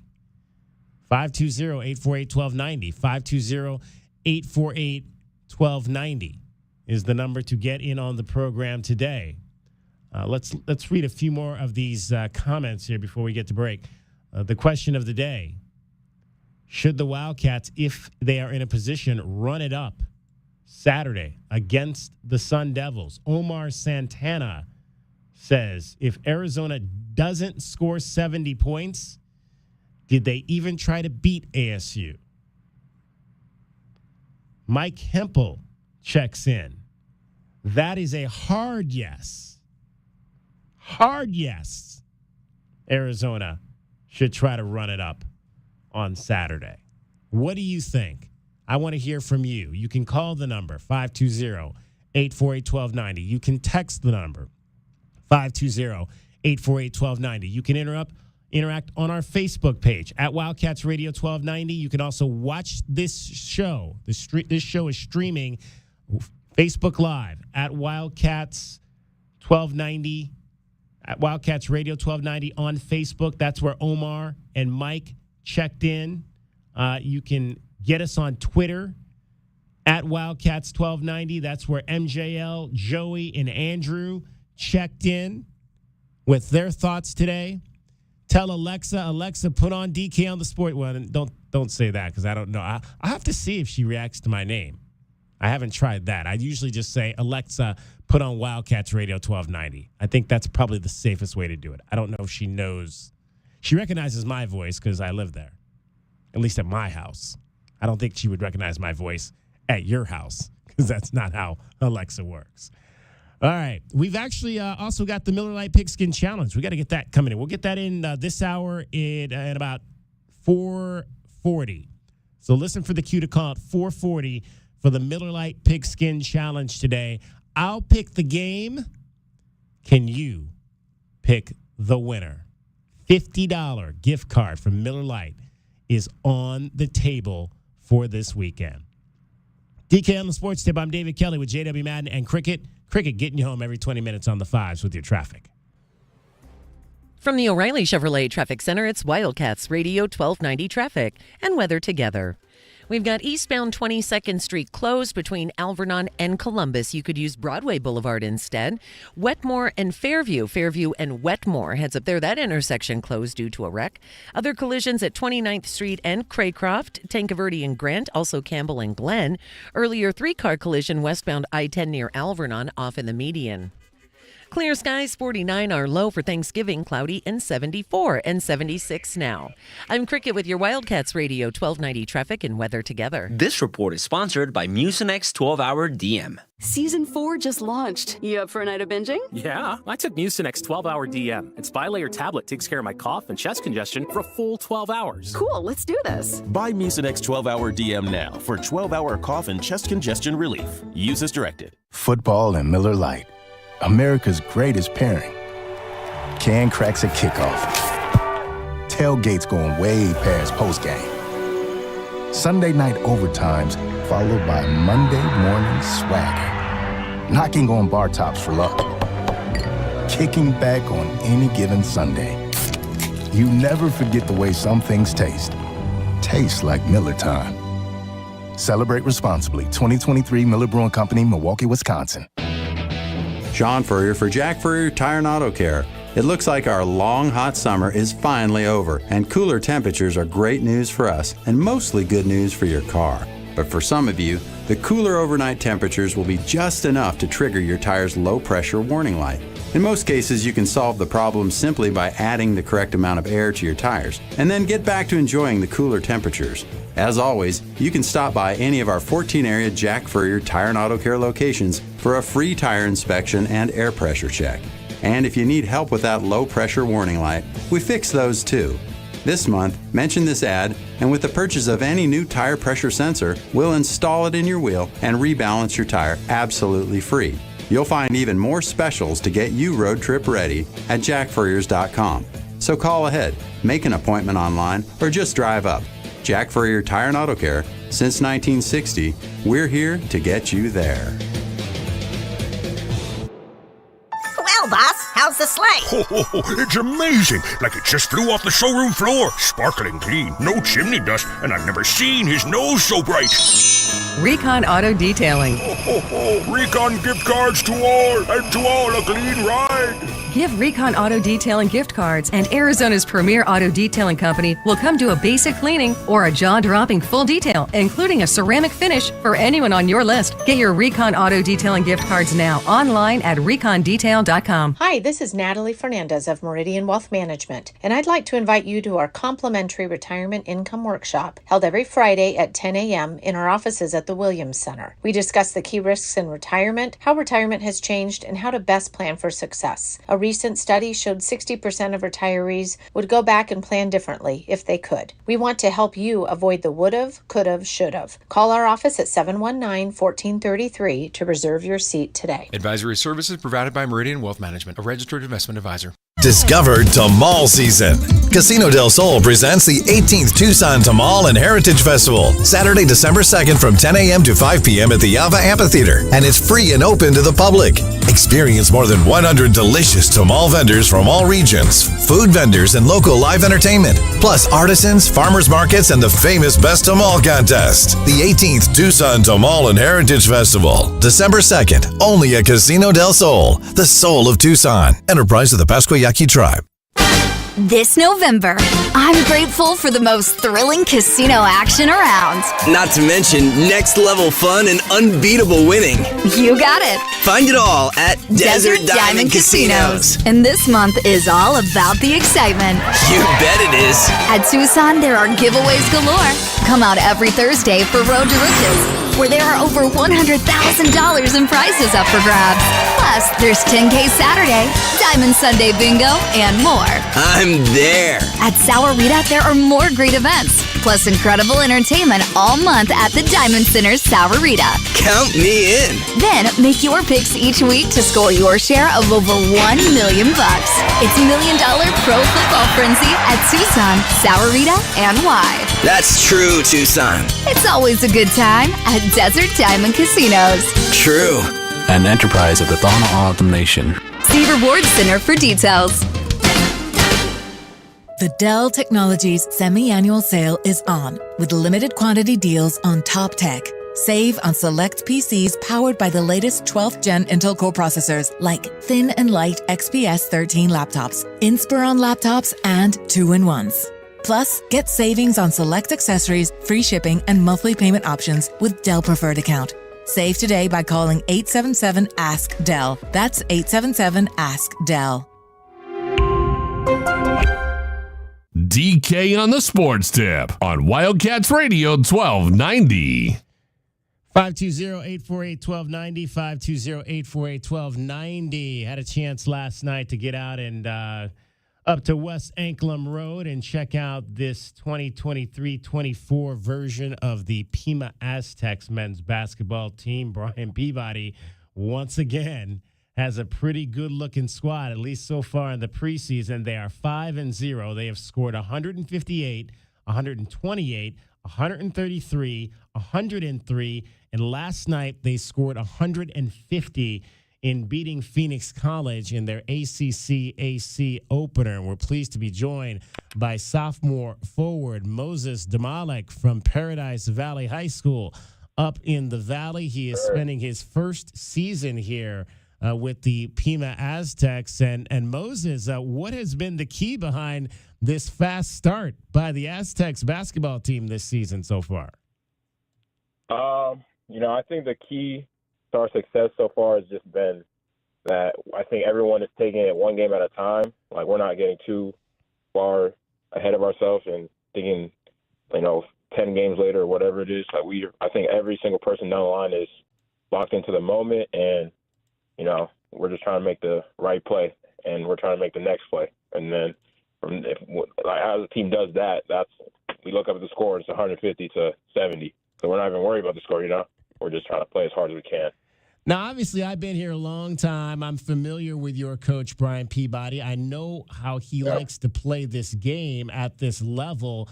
What was attractive about that to you? I mean, I've talked to countless players over the year that say Peabody wants to get to 100 points as quickly as possible. What would when you were talking to him about the potential of even coming here, how did he kind of explain this style to you and how his teams play? Well, he basically told me, like, I'm going to get an opportunity to get chances to score, do a lot of different things, and everything he told me was right. Like, we have guys that are, like, we're all the way. There's like 5 guys on the bench, I think, that had double figures yesterday. So the opportunities that everyone has, it's amazing. Like, you can play 10 minutes and then you can come in that 10 minutes and somehow score 15 points and get 10 rebounds. Like, that's how up and down we play. And I think that's really what brought me here, because, we're playing that much and you're trying to score 100, everyone gets to eat and everyone gets to showcase what they can do. So that's a big reason why I came here. Moses Damalik joining us, and I'm pronouncing your last name correctly, Damalik? Yes, sir. Okay. Last night for you, Moses, like you mentioned, played only 13 minutes off the bench, but was able to score 12 points and 6 rebounds, 5 of 8 shooting. That's a pretty good night for only 13 minutes. Yep. Yeah. I think it was a pretty good night. I think my shots feeling really good here. Good. And before I came here, my shot, I would say I was a below average shooter, but when I came here, they were hard on me and getting the work in and getting it right. And this whole season so far, my shots have been feeling really good, and I'm shooting better than I've ever had in my life. So percentage wise, field, everything. So what was the key? What was the key for you in working on that? Was it just is it getting up more shots? Are you working on a specific shot, whether that's mid range or something maybe that you weren't working on as much in your other stops so far? I don't really think there's a big one thing. I really think that it's just finally starting to come together, because I feel like I've always worked on my shot, and it could be just working harder on it. I think this year I definitely have toned into just trying to get it better. But Coach Morgan, one of our assistant coaches, that's my guy, he started telling me to work on form shooting, just around the basket, just close, up and in, and work on that every day. And I started doing that, and every day my shots is feeling better and better. And then on top of that, shooting before and after practice, and then in practice we shoot a lot. So it's just all coming together. Moses Damalik from Pima College, sophomore forward, is joining us. The Aztecs off to a 5-0 start, having scored 100 points or more in all 5 of those games. Now, Moses, let's tell us a little bit about your background. You went to Paradise Valley High School, spent a year at Colorado State Pueblo. Tell us about your high school experience and why it didn't work out at Pueblo and how you ended up here. Yeah, so in high school, Paradise Valley. I had a great time over there. I didn't play my freshman year, but sophomore year, junior and senior, I started on varsity. So I developed a lot. I don't think I was that good at all when I first started playing, but I had a lot of good people around me who believed in me. And, the one thing I think I've done since high school is just work and just try to get better and trust the process, and it's been working a lot. So that's all I did. And then by the time it was my senior year, I won Player of the Year in our conference and averaged 20 points a game and all this other stuff. So I had a great time there. And then went to college, went to CC Pueblo. I actually, I want to say it didn't work out because I went there for 2 years actually. Okay. I played 1 year. Yeah. So I redshirted my first year when I went there. And that redshirt year was great. That changed my whole life. I came in there thinking I was pretty good, got humbled, redshirted, didn't get to play, I had to work out, do all these 6 a.m. workouts and stuff. And it opened my eyes. It really opened my eyes to the work I was putting in and the work that I needed to be putting in order to be who I wanted to be, in order to play in the college level. So that redshirt year helped me a lot, and that really is what changed my game tremendously. And after that, we had an okay year the next year. But, again, first year playing college, I was starting playing 30 minutes, so I had a good time there. And then yeah, just there's a lot of stuff that I don't even want to talk about for real, but I had a great time there. The team was good. My coach, I liked my coach a lot. I think I had a great relationship with them. I just think it was good for me to leave because I think I'm a Division I player, and that was a D2 school. So that was a big thing to come here and develop into a D1 player, which I think I'm in the middle of doing so. And I'm in good hands with Peabody and the whole coaching staff. So, is there a sense of urgency then? Because then you only have 1 year here, correct? Is there a sense of urgency that you need to show certain things to be able to get that Division I opportunity heading into next year? I mean, I honestly don't think it's sense of urgency because I just trust in God. I know God has timing for everybody, so I know whatever's for me will come to fruition. But yeah, I think the biggest thing was really just my shot because I think I play good defense. I think I'm an unselfish player. I think I make the right play, just like my teammates.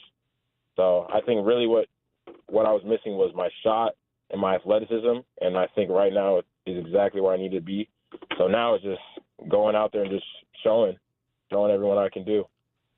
Yeah, you mentioned at the top, I mean, you look at this game last night, 8 players in double figures, 4 players off the bench in double figures. Tanner Poschel led the way off the bench with 21 points. I mean, I was there for a part of last night's game, and I just saw a lot of people scoring the basketball. I mean, Tanner, I didn't get a chance to see you score the basketball while I was there, but I saw Tanner scoring the basketball. I saw Gabe Oldham, make a couple of and ones. I mean, he seems like a muscle guy down low. Obviously, you got Dylan Baker, who we're very familiar with. Tell us about some of these guys like Gabe Oldham. That's the first time I'd seen him, and I'm like, Jesus Christ, this guy's got muscle down low. Yeah, Gabe is he's a dog. He'll do anything to get a rebound, to just outmuscle you, and he just plays with a different ferocity. That's the word, but yeah, he's ferocious. That's my guy. That's some guy I would want to go to war with, And so Gabe's just a bucket, and he started us off yesterday. He really set the tempo. Come in, I think he had the first 8 points of the game. First 8, I don't know. He scored 8 straight, and we're just making him look very. Like they couldn't even compete with him. So when you see something like that, if we have Gabe doing that, why would we not go out and do the same thing, So that was good for him. Yeah. And then Baker, Baker, sorry, I didn't want to cut you off. Dylan Baker, absolutely. I mean, we saw him last year. He can shoot it. Yeah, no, Baker is also the thing about Baker is he's very he's locked in, I think. He's really locked in, and he's a leader for our team. Obviously, he's been here. You guys are familiar with him, but I think he's very good at helping us, get our minds right and leading us as a group. And even when he's having an off night, I think he's still good at just keeping his head level and just going with the next play. So, yeah, but Baker's a pro. Can't wait to see him do a lot of big things at NAU. Yeah, what about the little point guard there? He was pretty impressive. Cohen Gonzalez, man.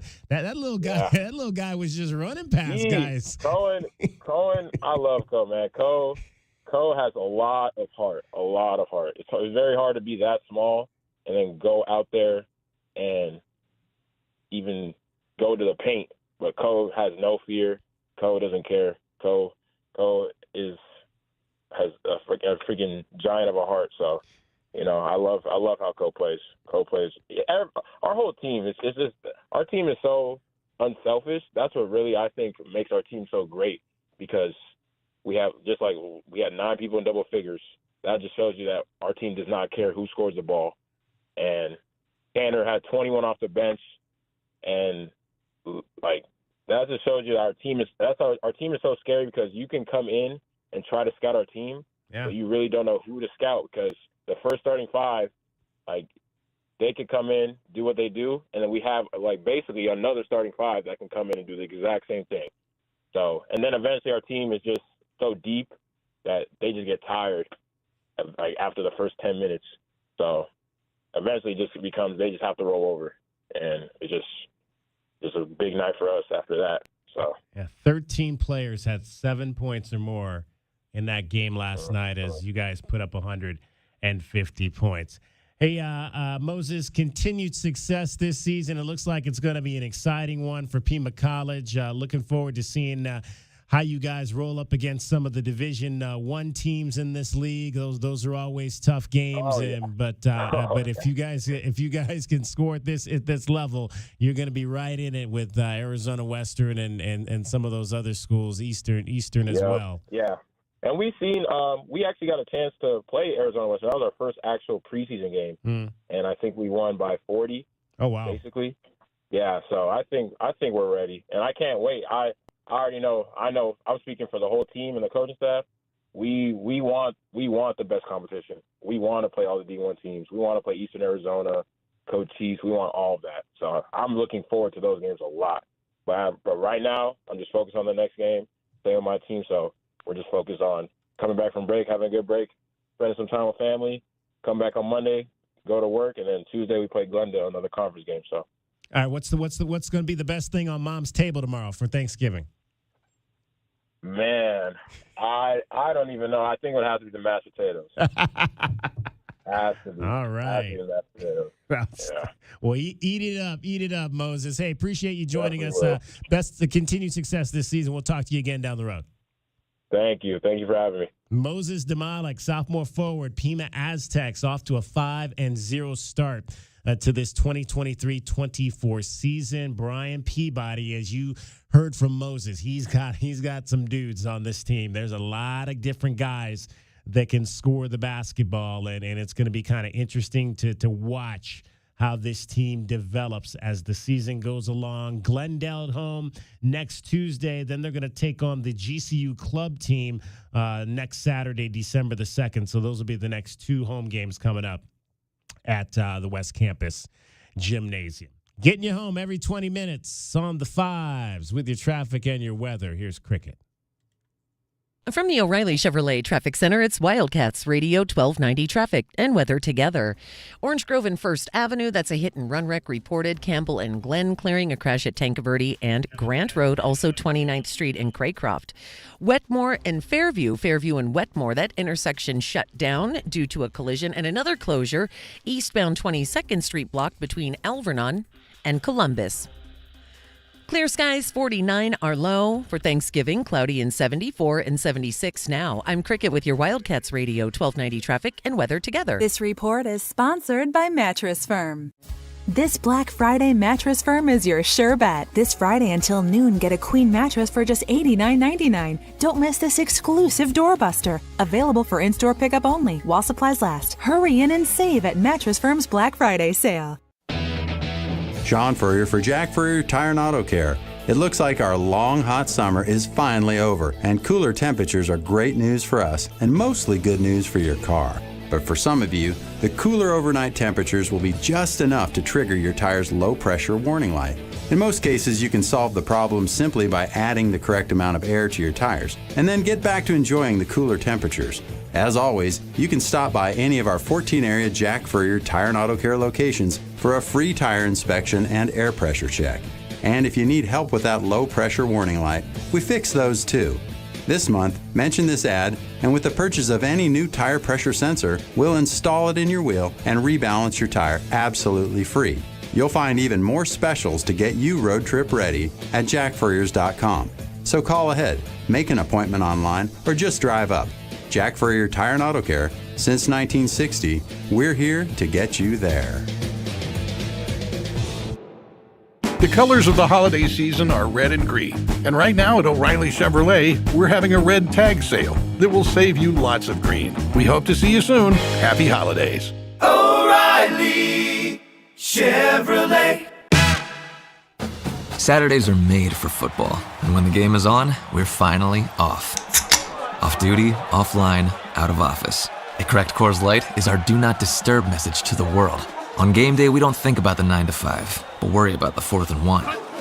So this Saturday, grab a Coors Light, press play on some pigskin, and pause on everything else. Coors Light, mountain cold refreshment, made to chill. 2021 Coors Brewing Company, Golden, Colorado. Celebrate responsibly. Hey guys, I have a riddle. I hate it already. I'm wearing a polar bear disguise to provide service with no compromise. You're an Alaska vacation. Wait, I'm not done. It's a vital annual task, even though I'm behind a mask. Alaskification. You're an Alaskification. Don't spoil it for Ron. Alaskification. When I'm done, you won't shed a tear, because your heater will be guaranteed for a whole long year. Who am I? Alaskification. How'd you guess? Gary, everyone knows the Alaskification from Alaskan AC is the finest furnace tune-up in town. Everybody also knows Alaskan AC guarantees no breakdowns for a year. And everybody also knows it helps you save money on your utilities. Wow, how quickly did you figure it out? As soon as you said, I like to dress up in costumes. I never said that. I know what I heard. Ron? That kind of gave it away. Bah, what do you guys know? I'm going to go take care of our customers with our world-famous Alaskifications. Schedule now at alaskanac.com. Don't forget your fluffy tail. Oh, thanks. Well, it's that time of year. You dress the kids up for the holiday parties, and they hate it. You dress everybody up for the annual holiday card picture, and, well, everybody hates that. You even dress the turkey, and we're pretty sure he's not happy about that. This year, dress up your yard in time for the holidays. Call Dorado Rockin' Materials, and we promise there will be no complaints. Make your yard beautiful and worry-free with their personal service and convenient delivery times. Dorado Rockin' Materials. The right service, the right product, the right price. Ad paid for by the Sentinel Group. Attention Marines, military personnel, families, and contractors who were stationed at Camp Lejeune. Were you present at Camp Lejeune between August 1953 and December of 1987? You may be entitled to significant compensation. For nearly 34 years, those in the Marine Corps' base Camp Lejeune were exposed to contaminated drinking water, resulting in devastating injuries, including several forms of cancer, adverse birth outcomes, Parkinson's disease, and more. North Carolina's procedural laws have prevented victims from getting the justice they deserve, but passage of the Camp Lejeune Justice Act of 2022 would allow you or a loved one to file lawsuits seeking compensation for illnesses and injuries linked to the toxic water. Call today for your free consultation. 800-490-7988.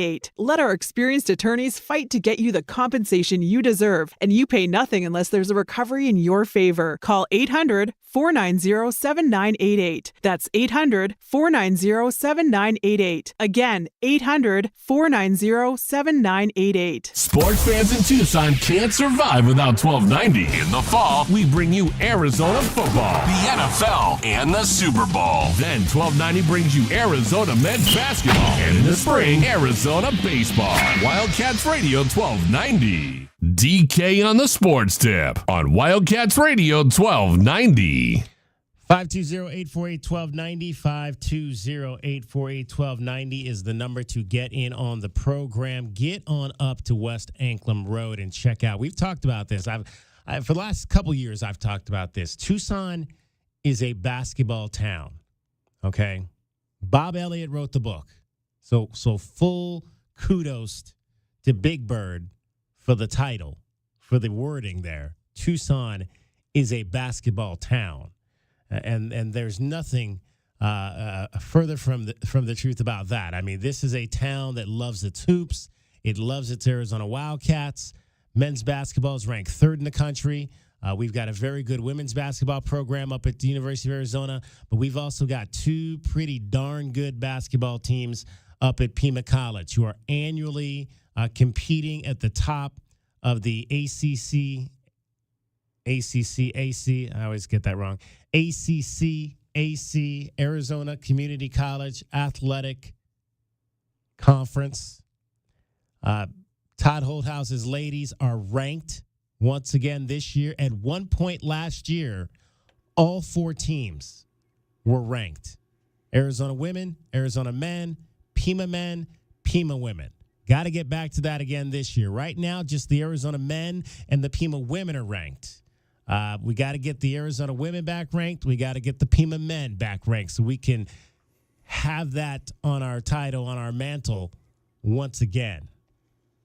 Mr. Bob Elliott might owe Harvey Mason some royalties because Tucson, Arizona is a basketball town. DK is a lyric from Wild About the Cats. Oh, is it really? From way back in '87. Yeah. Well, there you go. I did not know that. It is. It's right there in the song. So, yeah, we got to get back to that. So there's some great basketball going on right now. This week, we've got holiday tournaments happening on the prep level. In fact, up at Pima College, the Dick McConnell boys basketball tournament.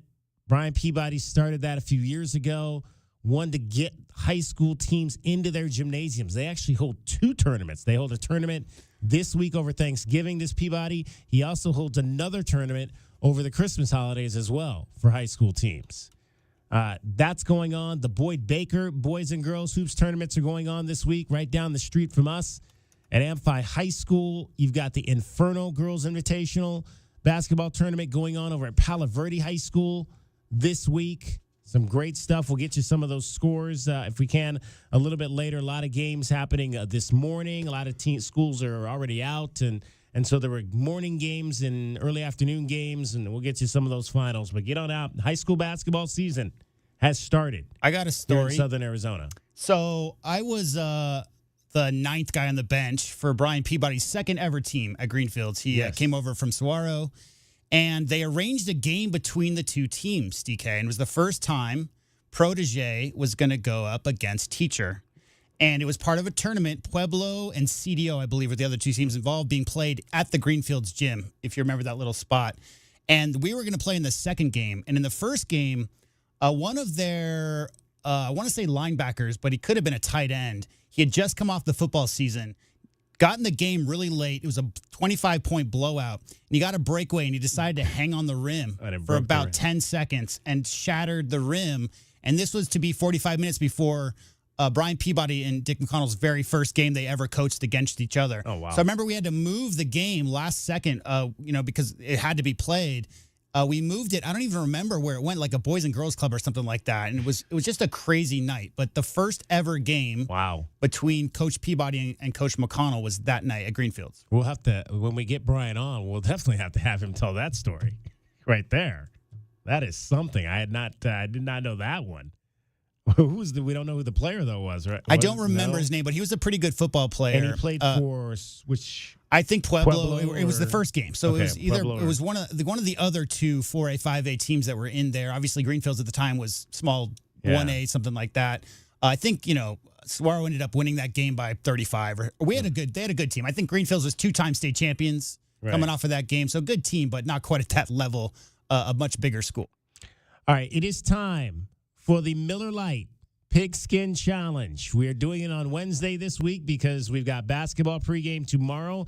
The Miller Lite Pigskin Challenge. Right now, we are taking caller number 2 to 520-848-1290.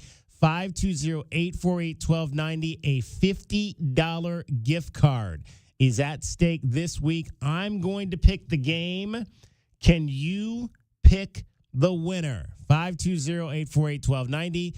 520-848-1290. We got some good games on the docket this weekend. I'll pick the game. Can you pick the winner? It's the Miller Lite Pigskin Challenge. You can walk away this week with a $50 gift card from Miller Lite because the gentleman that played last week, Noah, picked the wrong team. He picked the Steelers to beat my Browns, and we know that did not go down in Cleveland, Ohio on Sunday. It did not. We've got more information on the Miller Lite Pigskin Challenge. Just head on over to our website right now, WildcatsRadio1290.com. We have 2 callers. Paul on line 1 actually was at that game with the rim shattering thing, if you want to hear that story really quick before we get to the Pigskin Challenge. Absolutely. Let's talk to Paul. You're on DK on the Sports Tip, Wildcats Radio 1290.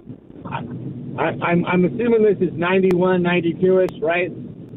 Yeah. So the name of the player was Danny Brown. He actually was our starting running back, and then he played tight end for Coach Tomey. He's got a Fiesta Bowl ring. His older brother Andy owns 18 Security. Shout out to Andy. Andy was a member of Coach Olson's '94 Final Four team. I was the point guard for Rincon. I totally remember that game. We actually got beat by Greenfield in that game. We just didn't play very well, and we just didn't respond well to that. But yeah, totally remember it. The game got moved to the JCC, and all the guys who played in that game grew up going to McConnell's camp. So, ironically, I'm actually coaching on that side of town now. So it's all good, but great story down memory lane. I can't believe people actually remember that stuff. So that's awesome. Danny Brown was his name, and he played for which school? Rincon. Danny Brown played for Rincon. Rincon, okay. And you said he went on to play at do you play football at the U of A? Yeah, he was a tight end. Okay. He was backed up.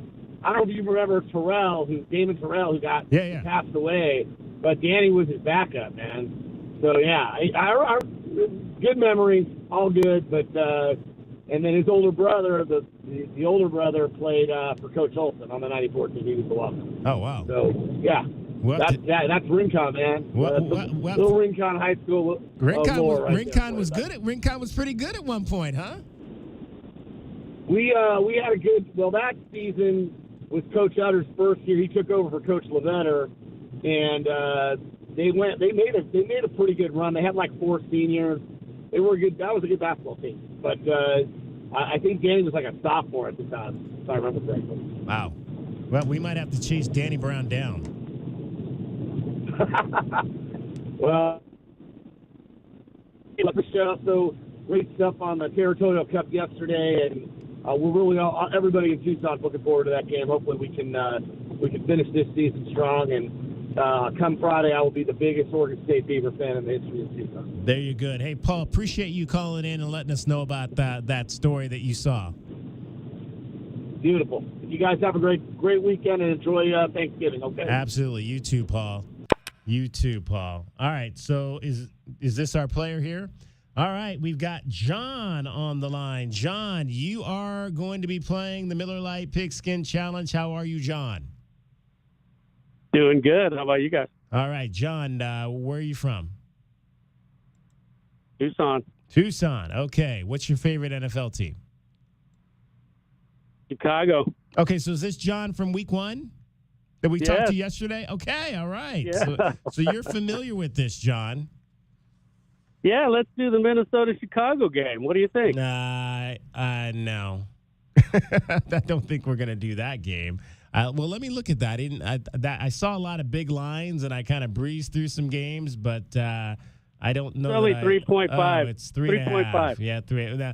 Well, it's Monday night. We usually try to do something before Monday night. So the game I've chosen, John, is Arizona. It is. How did you know? How did you know? I'm looking at the spreads right now.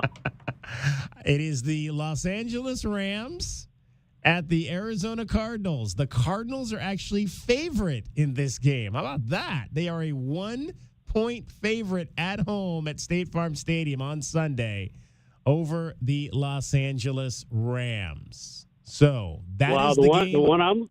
That is the game the spread I'm looking at is the Raiders are -1. The Raiders, or are you talking about? I'm sorry, the Rams. The Rams. Sorry. No, yeah. I've got Arizona favored by 1 on this line I'm looking at right here. So that but we're not playing the line, so it doesn't matter. You just have to pick one of the teams. So that is the game I have selected. Who are you going to take? Arizona. Wow. Why are you're going with Vegas? Why are you taking the Cardinals over the Rams? Because I think the bucket is worth more than $50. All right, so we got to explain that, because John was our first contestant. So it's been 10 weeks, so he's able to come back in again. He was our first contestant. He lost, so he got the prize bucket. If you lose, like Noah did last week, you get the prize bucket. If you win, you get the gift card. So he's taking the Cardinals. He's apparently believes Kyler Murray is back, and this thing is on the upswing, at least for the rest of this season. So John is taking the Cardinals, which means I get the Rams. And John, we will reconvene on Monday.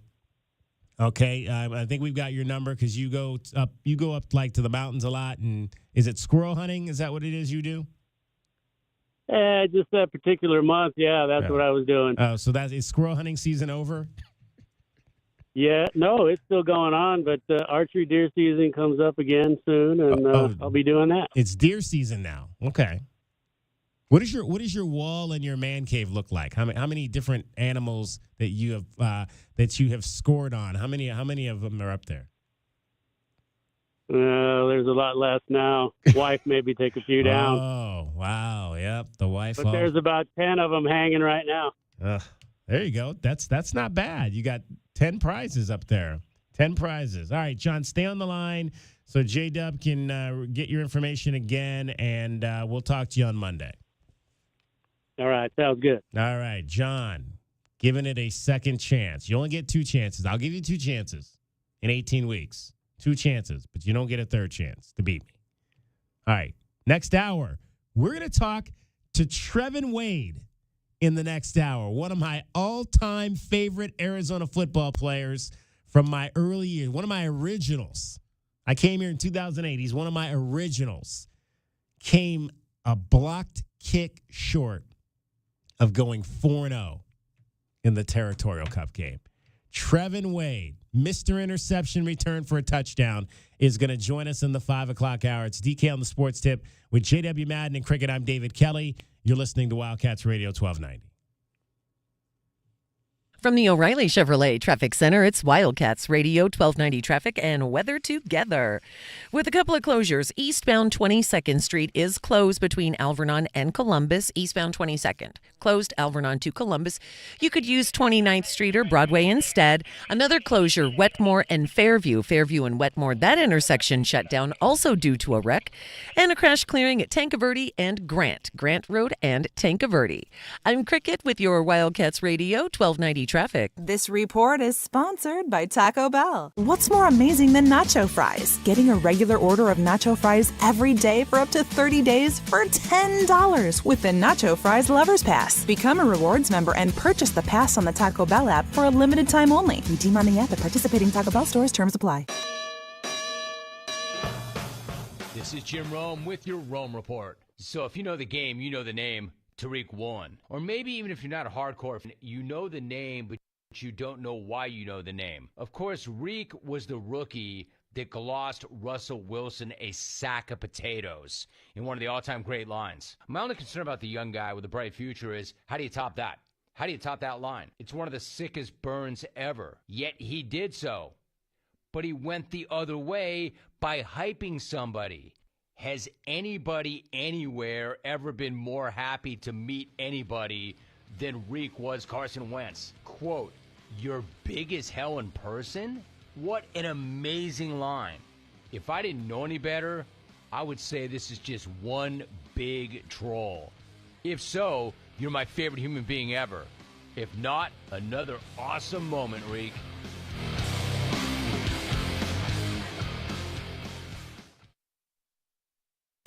Black Friday is now a game day. The Dolphins take on the Jets in the first ever Black Friday NFL game. Stream for free only on Prime. Black Friday football. Dolphins versus Jets. Coverage begins this Friday at 1:30 p.m. Eastern. Only on Prime. Restrictions apply. See Amazon.com/watch Black Friday football for details. Honey, come here, quick. What is it? Shh, check it out. The prices on all these highly rated tequilas are amazing. Total Wine must have made a mistake. Nope, they always have the best deals in town. Remember that amazing reposado your sister brought over last week? See, it's right here. Whoa, that's a low price. I mean, whoa, that's a low price. With the lowest prices for over 30 years, you'll always find what you love and love what you find. Only at Total Wine & More. Drink responsibly. B21. The final Territorial Cup of the Pac-12 era is here. Wiley again, first down and a few more, out to the 40, the 50, he is gone! Michael Wiley, the Sun Devil, 30, 20, 10, 5, touchdown, Arizona! Michael Wiley explodes again. What a run by Arizona. What a run by Michael Wiley. 30-21 Wildcats. Tune in this Saturday, November 25th at 9 a.m. for the Meridian Wealth Management pregame show. Only on Wildcats Radio 1290. Well, boss, how's the sleigh? It's amazing. Like it just flew off the showroom floor. Sparkling clean, no chimney dust, and I've never seen his nose so bright. Recon Auto Detailing. Recon gift cards to all, and to all a clean ride. Give Recon Auto Detailing gift cards, and Arizona's premier auto detailing company will come do a basic cleaning or a jaw-dropping full detail, including a ceramic finish for anyone on your list. Get your Recon Auto Detailing gift cards now online at recondetail.com.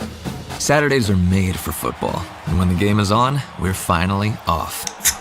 Off duty, offline, out of office. A cracked Coors Light is our do not disturb message to the world. On game day, we don't think about the 9 to 5, but worry about the 4th and 1. So this Saturday, grab a Coors Light, press play on some pigskin, and pause on everything else. Coors Light, mountain cold refreshments, made to chill. 2021 Coors Brewing Company, Golden, Colorado. Celebrate responsibly. Sometimes I struggle to get to sleep. My body stopped for the day, but my mind is still running. So I take ZzzQuil.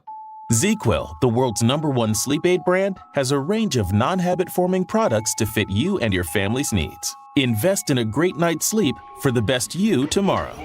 I'm awake and ready to take on anything. Better days start with ZzzQuil nights. Explore our products at ZzzQuil.com. Use as directed. Keep out of reach of children. What's holding you back from learning the language you've always wanted to know? Too hard. Takes too long. Not with Babbel. Babbel's lessons take just 15 minutes a day. 15 minutes isn't long. Nope. And they're fun. So you don't realize you're learning a language, but you are. In 3 weeks, you're able to start having conversations. And Babbel's lessons are built around real life. And with Babbel, it isn't hard. It's perfect. Now try Babbel free. Just go to Babbel.com. That's BABBEL.com. I thought learning a language would be too much work, but Babbel makes learning fun. J'aime Babbel.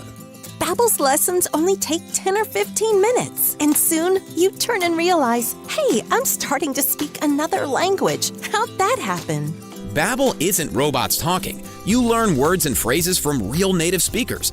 I was ready for real-life conversations in just a few weeks. So easy. Go to Babbel.com to try for free. That's BABBEL.com. Babbel.com. Attorney Joe Cordell. Business owners and professionals face special challenges in divorce court. In addition to everything else going on, they have to contend with allegations that they are earning more than they are, coupled with claims on their business or practice itself. Clients with assets depend on their divorce lawyer's skills in these matters, and that's why it's so important to hire someone that has those skills. Schedule an appointment with one of Cordell & Cordell's Tucson area attorneys. Joseph Cordell, licensed in Missouri and Illinois only. CordellCordell.com. KCUB Tucson, a Cumulus media station. We are the sports station that Tucson turns to for all the latest news when it comes to Arizona men's basketball, along with all the play-by-play action. We are Wildcats Radio 1290. Live from the CNWT. From the what? Central Northwest Tucson. Duh. It's DK on the Sports Tip with your host, David Kelly. Radio. Just when I thought I was out, they drug me back in. Featuring J.W. Madden. Don't tell me about flip-flops, man. I'm a native. And Cricket getting you home with traffic and weather. Camp on Melt Lemon, not in the left lane on the freeway. Here we go! And now, a man who has not one, but 3 first names, David Scott Kelly. Counting you down to the 97th Territorial Cup game. Arizona versus Arizona State on the gridiron Saturday at 1:30. Don't forget, we are going to be at Macayo, Mexican food, Macayo's. They've moved, so it's not the old Macayo's, which was kind of a little bit on the, I want to say, the south side of Tempe, on the south of Mill Avenue. This is a different Macayo's. They've moved. They're now on Scottsdale Road, just over the bridge across Tempe Town Lake as you're going towards Scottsdale, but they're right across the bridge. So they're right there, only a mile from Mountain America Stadium, Sun Devil Stadium. So that's where we will be on Saturday. We'll be there Saturday morning from 9 to noon for the pregame show, the Meridian Wealth Management pregame show. Come on over, tailgate with us, and then we'll be back there after the game from 6 to 8 for your post-game show as well. Macayo's in Tempe. That is where the party will be. If you're looking for a spot, if you don't have your own tailgate, get on over to Macayo's and join us over there. We'll be there before the game from 9 to noon, and we'll be there as well after the game from about 6 to 8, giving you all your exciting pregame and postgame information. Arizona versus Arizona State, the 97th battle for the territory. All right, our question of the day today. Should the Wildcats run this up? The Wildcats are in a position to pretty much do. I don't know if they can. I mean, ASU, I don't think is in quite the position that the Wildcats were in 2 years ago. I mean, they're 3-8. The Wildcats were 1-10 going into that game 3 years ago in 2020. And so it would be hard to put a 63-point victory on them, a 9-touchdown victory. But it would be kind of nice just to whoop that butt just a little bit, right? So is that what you want to see? Do you want to see the Wildcats run it up? Head on over right now to our Twitter page at Wildcats1290. We've got a poll up. You can vote there. Right now, 68% of you saying yes. Payback in full. Let's do whatever we got to do to win this game. Over Facebook, let's check in on Facebook. William Jones checks in there. He says, just win convincingly.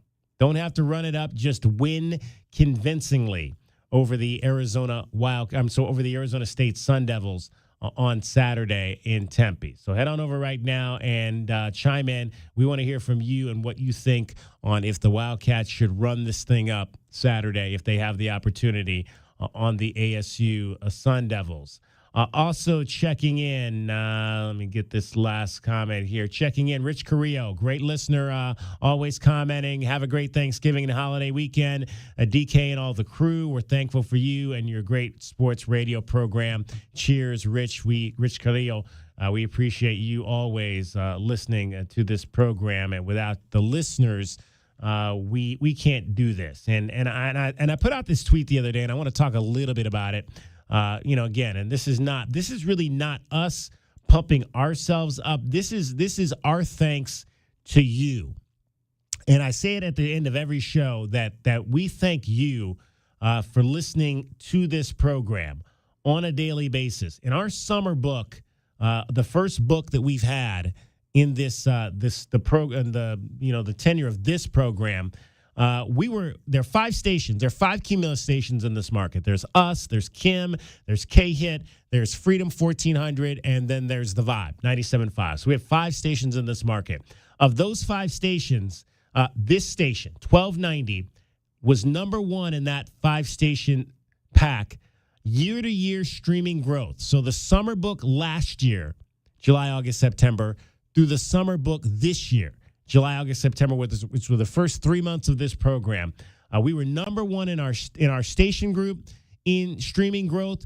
We were 34th overall in our company. And this is a company that has 400 radio stations across the country. 400 radio stations across the country. We were 34th in streaming growth year to year in the summer book, 27.4%. That does not happen without you. It does not happen without you. So we are thankful for you on this day before Thanksgiving because you have gotten us off to a tremendous start. And we just want to keep on rolling. Keep on rolling with this program and talking to you and trying to provide you with the best sports talk here in Southern Arizona. So thank you for what you do to make those numbers happen. 520-848-1290. 520-848-1290 is the number to get on the program. I want to play, we talked yesterday about Deandre Ayton's return to Arizona last night with the Portland Trail Blazers. It was a game in which the Blazers lost to the Phoenix Suns up at the Footprint Center. But Deandre had a pretty decent night. Pretty decent night for Deandre Ayton last night. In 31 minutes, he scored 18 points, grabbed 8 rebounds, and dished out 4 assists. I want you to hear what Devin Booker said after the game about that performance by Deandre Ayton. Let's listen to Devin Booker. Hold on. Let's get Devin Booker correct here so you can hear him. This to say, Deandre match up to Phoenix. I take this as... Hold on. I don't want to hear that guy talk. All right. And BA, we're going back and forth a little bit there in the second half. How much do you enjoy getting out there and getting to compete against them again? It's fun. It's I think our first time in the regular season. Yeah. I'm happy we came out with the win. He played extra hard tonight. I've seen that, and my challenge for him is to play like that every night. Did you talk to him at all? Just on the court. And in the game, the Suns. All right, so that was Devin Booker challenging Deandre Ayton to play hard every night. Some people are perceiving that as a shot that Devin Booker was taking at Deandre Ayton, challenging him to play like that every single night. Do you think that was a shot? Or do you think that was a compliment by Devin Booker to Deandre Ayton, saying, hey, that's the player you can be. That's the player we all wanted you to be here in Arizona for the Suns with the energy that he brought last night. Bring that energy every night. A lot of people think that that's a shot that Devin Booker was taking at Deandre Ayton. Some people think that Devin was throwing shade at Deandre Ayton last night. Maybe it was just a compliment. Hey, Deandre, great effort. Play like that every night. I got some more stats for you to tell the whole story. Absolutely. Same as it was in Phoenix, David Kelly. DeAndre Ayton in the first quarter last night. Do you want to know the stats? Okay. 6 out of 10 from the field, 10 points, and 5 rebounds in the first quarter. 10 field goal attempts in the first quarter. Finishes the game 9 for 14. He got 4 field goal attempts in the second, third, and fourth quarter combined. Finishes with 8 rebounds. Effort and energy, all that stuff's been knocking him since he was in high school. I mean, that's just a thing.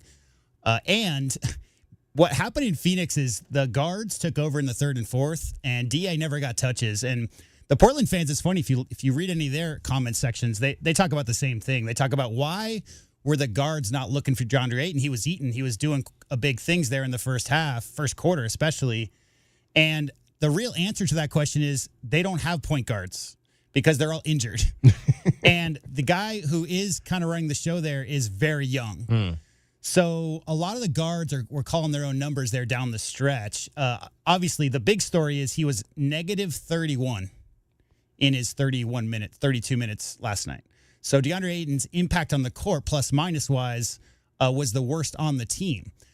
I just look at that first quarter production, and it's just the same old story that he saw in Phoenix. Real Suns fans aren't pointing the finger at DeAndre Ayton for losing in the playoffs to the Mavericks. It was the whole damn team and the coaching staff that lost that game 7. They just like to point to DA as the fall guy because he left the bench and all that stuff towards the end, and he should not have done that. I'm not making excuses. But it's easy to point towards a guy who's kind of to himself and quiet and doesn't really go and approach the media and all those things. He just became the guy that everybody looked to for the reason why they didn't make a return trip to the finals and win it that time. And you know why that is? Because Suns fans are very proud. They've been so damn close, David Kelly. They've had some great teams with Barkley, Nash, all throughout the years, going back to the 70s. They've been on the cusp, and they also play in the same division with the Lakers, right? So they're hungry. That's about as hungry a fan base as there ever has been. I get the vitriol. I just don't think DeAndre Ayton is the reason why they lost that playoff series or that Game 7 to the Mavericks. I think it's fine to move on and to hope Nurkic fills some holes, is tougher, goes up strong in traffic, all those things that you want. The biggest problem is DeAndre Ayton was the number 1 pick. And again, if you don't dominate as the number 1 pick, everybody's always going to have problems in your game and look for holes in your game. The guy shoots 57% from the field his career. He's averaged double-double every single season he's been in the NBA. I feel like DeAndre Ayton can be whoever he wants to be. He's not doing himself any favors by glossing himself dominating because that's not his personality and that's not who he is. So there's a lot of jokes and a lot of clowning on him because he talks, especially during off seasons, like this is going to be the year I'm going to come back and dominate and all this. But I look at that first quarter, 10 field goal attempts in the first quarter, 14 for the game. So if you wanted him to impact the game, he can't pass himself the ball, right? Guards got to get him the ball. And that's not happening, and the same thing had happened in Phoenix. So I just wish him nothing but the best. He's going to maybe find that passion one day. He's 25. He's got a kid, new perspective on life, all that stuff. But fans have every right to be upset that he's not Shaq. That's what you want with the guy that size. You want him to just tear the rim down every single time. He's never going to be that dude. But as far as a guy who's reliable on defense, is always going to knock down an open 10-footer, rebounds at 11 clip every game. I mean, I think Deandre Ayton's one of the 6 or 7 best centers in the NBA, 10 best at worst. Nobody's going to guard Joker. Nobody's going to guard Embiid. So if you're pointing to those matchups and being like, DeAndre's a loser because he can't guard Nikola Jokic in the playoffs, I mean, nobody can guard Nikola Jokic, people. He's unguardable. So Right. I just think, I wish DeAndre Ayton the best. Clearly, I understand the reasons why Suns fans as a whole have a problem with him and have moved on. Just let it go. He's not there anymore. That's all I have to say. If he puts up those types of numbers for the next 10 years of his career, it's going to go down as a very, very good career for DeAndre Ayton. But it's like you said, he was the number 1 pick overall, and there's just a different type of emphasis and moniker that comes with that, of expectation that people have for you, and that's, again, that's unfortunate. I mean, he'll go down. If maybe he'll eventually win a title there or somewhere else, or maybe he'll become a veteran piece on a squad, maybe 6 or 7 years down the line, and get on a winning team and have a chance to get his rings. But again, the numbers will say, I think, at the end, that it was a pretty solid NFL or NBA career for a center. And the exclamation point on all this is, Luka Doncic was drafted after third in that draft. And Luka is a transcendent player. Luka is one of a kind. And so you can point to that. Sam Bowie, right, gets a lot of grief for getting drafted ahead of Michael Jordan. Right. DeAndre Ayton didn't pick himself. Clearly, Luka's doing Luka things right now, and DeAndre Ayton's not doing anything close to Shaq things. And so I think that's a real, comparative thing where you're looking at what Luka's doing, what Suns could have had in the backcourt with Devin Booker. Instead, they got a guy who's lethargic and doesn't give his all the time. I understand the upset. I just don't point a finger at DeAndre Ayton. DeAndre Ayton is his own man. He's going to be whatever he is. He's not exactly what people hoped he would be, but because he got picked ahead of Luka, he's always going to have that hanging around his neck. All right. Let's get you home every 20 minutes on the fives. Trevin Wade scheduled to join us next, 2011 cornerback for the University of Arizona. We will talk to him about this Territorial Cup game and what it means to him and what it meant to his teammates back in 8, 9, 10, and 11 when they won 3 out of 4 and came a blocked extra point away from winning 4 out of 4. Cricket gets you home every 20 minutes on the fives with your traffic and weather. From the O'Reilly Chevrolet Traffic Center, it's Wildcats Radio 1290 Traffic and Weather Together. A new collision Irvington west of I-19 at Irvington and Calle Santa Cruz. A vehicle fire eastbound I-10 near State Route 83. Couple of closures. Wetmore and Fairview. That intersection closed due to a wreck at Wetmore and Fairview. Also collision and a closure eastbound 22nd Street closed Alvernon to Columbus. Clear skies with 49 are low. For tomorrow, cloudy and 74, and 74 and sunny now. And I'm Cricket with your Wildcats Radio 1290 Traffic and Weather Together. This report is sponsored by ChumbaCasino.com. Introducing Chumba Casino, the thrilling online social casino that's free to play. Head on over to ChumbaCasino.com now to join in on the fun. No purchase necessary. VGW Group. Void where prohibited by law. See terms and conditions. 18+. Direct from Vegas, The Clairvoyants Holiday Spectacular. A brand new interactive show for the holiday season. Featuring mind reading, magic tricks, and illusions. With a special appearance by Mr. Coney Hondini, the world's first mind-reading dog. Saturday, December 23rd, 8 p.m. Diamond Center at Desert Diamond Casino Sahuarita. On sale at Desert Diamond Reward Center or online at etix.com. Experience The Clairvoyants live. Amazon's got the best deals on Black Friday. Oh, the best deals are on Cyber Monday. Friday comes first when it comes to saving. Monday's worth the wait for what you've been craving. Deals so good it'll feel like stealing. Real cool message, could you make it less appealing? What's with the beef? You can get that too. Why don't you call us? What's triggering you? Whichever day you're shopping on, you'll save a bunch at Amazon on Black Friday. Friday too. This holiday season, Famous Footwear is the place to shop the season's hottest shoes for the whole family with the Famous BOGO event. For a limited time, when you buy one pair, get the second half off from all your favorite brands like New Balance, Bear Paw, Adidas, and more. Give the gift of famously great shoes and savings this holiday season. Shop famous.com or bring the family into a Famous Footwear near you. Buy one item, get a second item of equal or lesser value for half price. Some exclusions apply.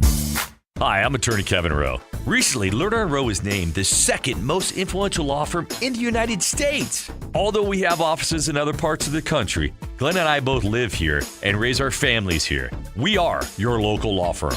No other law firm in the state comes close to the experience, reputation, and results as Lerner & Rowe. When you're hurt in a wreck and need a check, call the law firm that can get you the results you need. Call Lerner & Rowe. Lerner & Rowe is the way to go. Call 977-1900. Frog and Firkin, a standout among the bars and restaurants in the University area. Frog and Firkin does what very few pubs can, combine a festive atmosphere and great beer with a menu that could stand on its own in any restaurant setting. A sports enthusiast dream with over 30 TVs, 30 beers on tap, and over 100 imported domestic bottles. Daily drink and food specials, and the kitchen is serving until 10. A standout in the University area, Frog and Firkin. Eat local, support local. frogandfirkin.com. Saturdays are made for football, and when the game is on, we're finally off. Off duty, offline, out of office. A cracked Coors Light is our do not disturb message to the world. On game day, we don't think about the 9 to 5, but worry about the 4th and 1. So this Saturday, grab a Coors Light, press play on some pigskin, and pause on everything else. Coors Light, mountain cold refreshments, made to chill. 2021 Coors Brewing Company, Golden, Colorado. Celebrate responsibly. Here at Alaskan AC, we believe every kid in town should have a toy under the tree this Christmas. And we know you believe that too. So does the United States Marine Corps. Let's bring that all together and make a big difference this year. When you donate a new, unwrapped toy to Toys for Tots, Alaskan AC will match it with another toy. One toy becomes 2.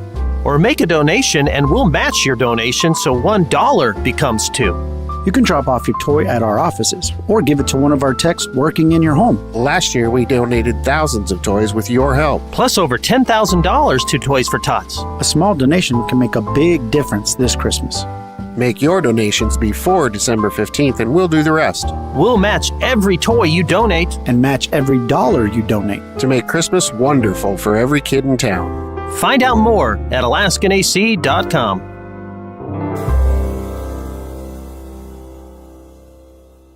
Cookie wants to be a professional wrestler. I'm Cookie Serratos and I'm 11 years old. She also wants to win all the medals. That's why Cookie and her family make every day count, squeezing out her best with Go-Go Squeeze. Okay, Cookie, let's break for a Go-Go Squeeze. Go-Go Squeeze fruit-on-the-go pouches are a nutritious snack made from 100% fruit with no sugar added. Go, Cookie! Because when you nurture your kids, you squeeze out the best in them. Squeeze out the best with Go-Go Squeeze. Not a low-calorie food. Products range from 11 to 13 grams of sugar and 60 to 70 calories per serving. DK on the Sports Tip on Wildcats Radio 1290. It's the 5 o'clock hour, and it's time for our Arizona Insiders. Am I late? No, my boy, you're just in time. Each weekday, Wildcats Radio 1290 brings you all the latest news and opinions on U of A football and the Pac-12. So bear down, Tucson, and let's talk Arizona football. Our Arizona Insiders are brought to you by Coors Light, official corporate sponsors of Arizona Athletics. There's nothing like game day in Arizona. All right, I always say before there was two-star Scooby Wright, there was two-star Wade, Trevin Wade, another famous two-star recruit who came to the University of Arizona and parlayed his experience here into a career in the National Football League. And he joins us right now. Trevin Wade, one of my originals. I call all the players that were on my original team. I got here in 2008 to cover the University of Arizona, and he was on those first teams that I covered here. Trevin, welcome to the show, brother. How are you? Thanks. I'm doing great. Thanks for having me. How you doing? We ran into each other. You were here at the UTEP game earlier this season. What was it like to be kind of back down on the field again at Arizona Stadium earlier this fall? Oh, it was pretty good. Brought back a lot of memories. Just seeing everything and being able to come back to the school. It was a great experience. I got to bring my wife and my kids just so they can see kind of like, where mom and dad met and, where dad played. I mean, you talk about that, and that's the great thing about it. You get to bring your family, and I'm sure your kids are probably at that age now where they're kind of starting to maybe understand sports and what dad did playing football and playing in the National Football League and whatnot, and having that opportunity. When you talk about this week, though, obviously it's Territorial Cup week, and I was just mentioning in the last segment, I said, all but for maybe a blocked field goal in 2010, you guys would have been 4-0 against the Sun Devils. What did those games mean to you? That first year, you guys, obviously 2008, that was kind of the breakout year for the Stoops regime when things kind of turned around and you got to that bowl game. What were those initial Territorial Cup games like for you as a player? They were pretty crazy. When I first got there, they had told me about it, but I'm from Texas, so I didn't know anything about the Arizona beef. And then, because the 2007 year, I redshirted, and we walked on the field, and, the red shirts, we got to travel and have our jerseys on the sideline, and all of a sudden, fans are calling you out your name, and I was just like, oh, this is crazy. And then, so I was just like, I can't wait to play these guys so I can, just perform against their fans and just beat them. So that kind of started it for me, just right there, for fans just calling my name and calling me different things. So that's when it kind of set off for me. I tell people, like, so again, I mentioned my first year here was 2008. And so the thing that stands out to that game for me was the punt return by Money Mike Thomas late in the game to kind of seal it. What do you remember about that particular game that day, and kind of Mike being that senior that was able to make the big play to win the game? Oh, yeah, I remember just on the sideline, just people just leaning, to Mike, like, hey, man, you got to make a play for us. And, we were kind of talking about on offense. And, he was at punt return, so just to see him go back there and, get that done was just really big. And, that's what we kind of expected of him, and, he delivered. So it was kind of cool because it kind of set the legacy for the leaders in the future. Like, whoever the leader is of the team, like, everybody's going to expect you to make the plays for the team. Trevin Wade joining us, Arizona Wildcats cornerback, 2011. You had 12 interceptions in your career. You returned 2 of those for touchdowns in huge ball games, and big wins for Arizona. What made you the kind of cornerback that had a knack for being able to get interceptions? I was saying when I first got there, as soon as I got to campus, they moved me with the cornerbacks, and I never played that position before. So I knew I was at the bottom, and I knew that I had, Mark Stoops was there, and Antoine Cason was there. So I just told myself, as I redshirt, I'm going to just be behind these 2 guys in their back pocket and learn everything I can about the position and just try to become the best. When you talk about Antoine Cason and learning from a guy like that, what were the initial things he said to you about the position and how to play it? He was just telling me about study habits, how you got to stay in the film room, and how technique is the number one thing. Because, Antoine, he wasn't the fastest guy in the country, but he could still run, but just wasn't the fastest. So just telling me about the technique, how the technique can overcome everything. And that's how you're going to, take yourself to the next level. So that's something that really stuck with me. So I watched film and just work on technique just my whole time as a redshirt behind him. Were you ever worried that, like you said, it wasn't a position you'd really played, but were you ever worried that you would be able to pick it up and be successful at it? A little bit, but I told myself, hey, if I'm gonna dip into this, let's give it 100%. And I knew I was with, Antoine and Mark Stoops. In my eyes, they're just the best at what they do. So I knew I had the coaching there. I just got to do my part. I mentioned that you had 2 interceptions. 2 of those 12s went for touchdowns. We kind of nicknamed you the Iowa Killer because both of those came against the Iowa Hawkeyes. You got the interception on the road there. Unfortunately, you guys didn't win that game.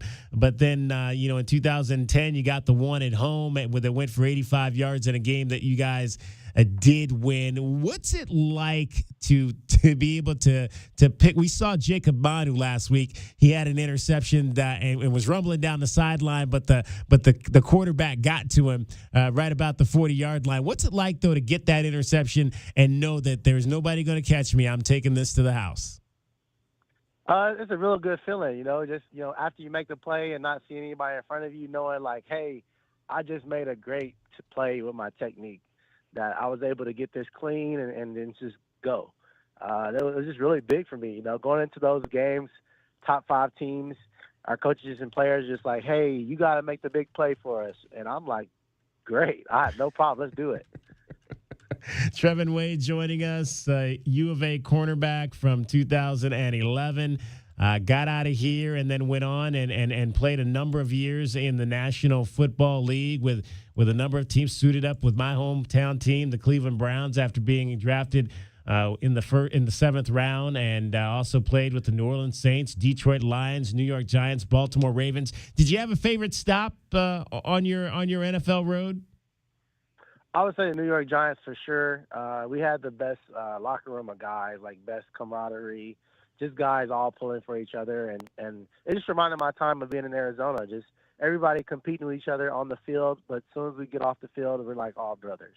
That was just a great environment for me. And, Tom Coughlin being strict and having, that just military style just reminded me, too, of Mike and Mark Stoops, and just how the discipline was really enforced and how you have to carry yourself. So I really enjoyed that time. Yeah, you were on those. There were some good guys on those teams. I mean, I can remember Dominic Rogers-Cromartie, I think, was there at that time.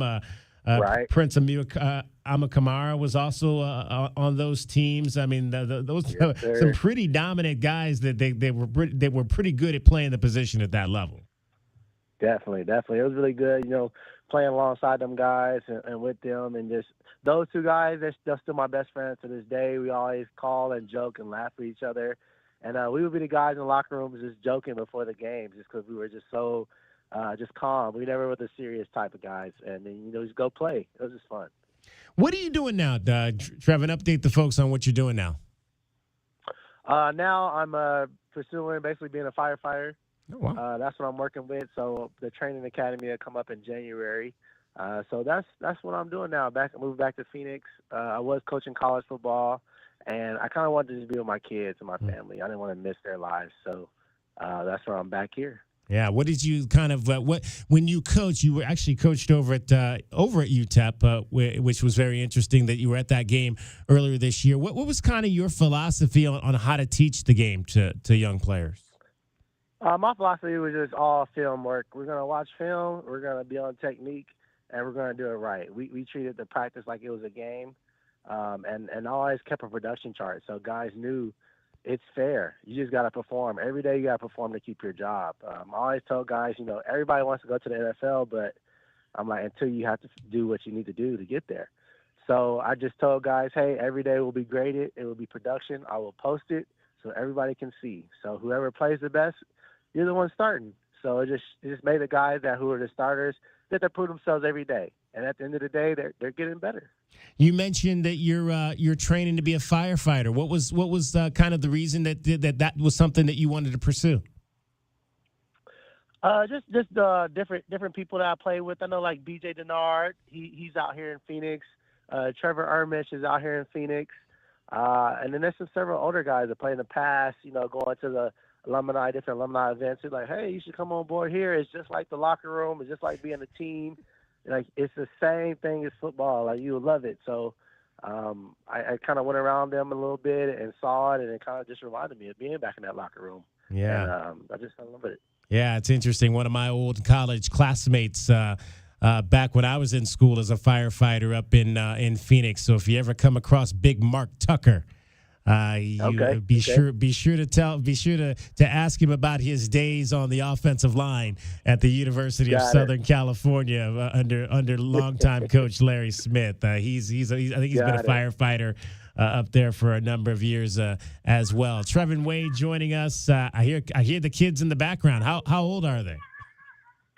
Oh yeah, 4 kids. We got 8, 6, 4, and 1.5. Oh wow! Developing any football players, or what is the girl? What sport? Two boys, 2 girls. We got the girl. She likes basketball and soccer, track. The boy, soccer, basketball. We're gonna get him into football here in January. See what he can do. Outstanding. Hey, what would if you had a chance, Trevin, to talk to the guys this week, what would be your message to them about this game?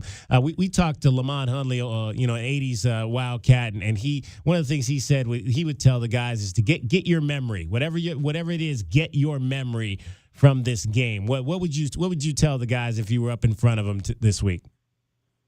I would just tell them, hey, you can't get this day back. This would be one chance only, and after the final whistle blows, there's nothing you can do to take it back or redo. So make sure you go out there and put your footprint on history. It's interesting, and I want to another thing we were talking about from your era was just how unfair sometimes this game can be, and I think one of the things that's really unfair is the how people view kicker Alex Zendejas. I mean, this was a guy that went up there and won the game in 2009 with a last-second kick, but then couldn't make the kicks at the end of the 2010 game. And I think that more people remember him from that than they do remember him winning the game the year before, and that's sad. And I'm just wondering, as a teammate of his, how did you guys handle that with him? How did you guys try to put your arms around him in that moment when I just remember he walked off the field that day and people were throwing stuff at him, and just kind of how the teammates tried to rally around him after that. Yeah, 'cause it's tough. People only remember you for the bad things, your bad moments, and that year I know it's pretty tough because we had the Oregon game and then the ASU game, and it's not all on him. Defense should have got more stops. Offense should have scored. We had big time players on both sides of the ball. I still talk to Nick Foles to this day, and just like, hey man, you should have went down and scored. Just went down and scored more, or like I should have got more stops. And those things happen. You can't. Everybody's still human. People have bad days. Kickers, they're the heroes or the zeros. So, it's part of the game. So just had to let him know, like, he's fine, and he's a great guy. He's a great kicker.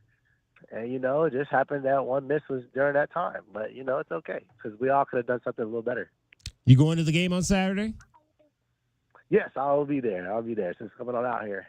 All right. Well, maybe we'll run into each other again. Hey, Trevin, appreciate you taking some time. One of my originals again from when I got here in 2008. Always great to see you and great to talk to you, and continued success. And let us know. So when will you you're in the class now for firefighters? When is that, or you're training for? When are you going to be done? When do you get your certificate?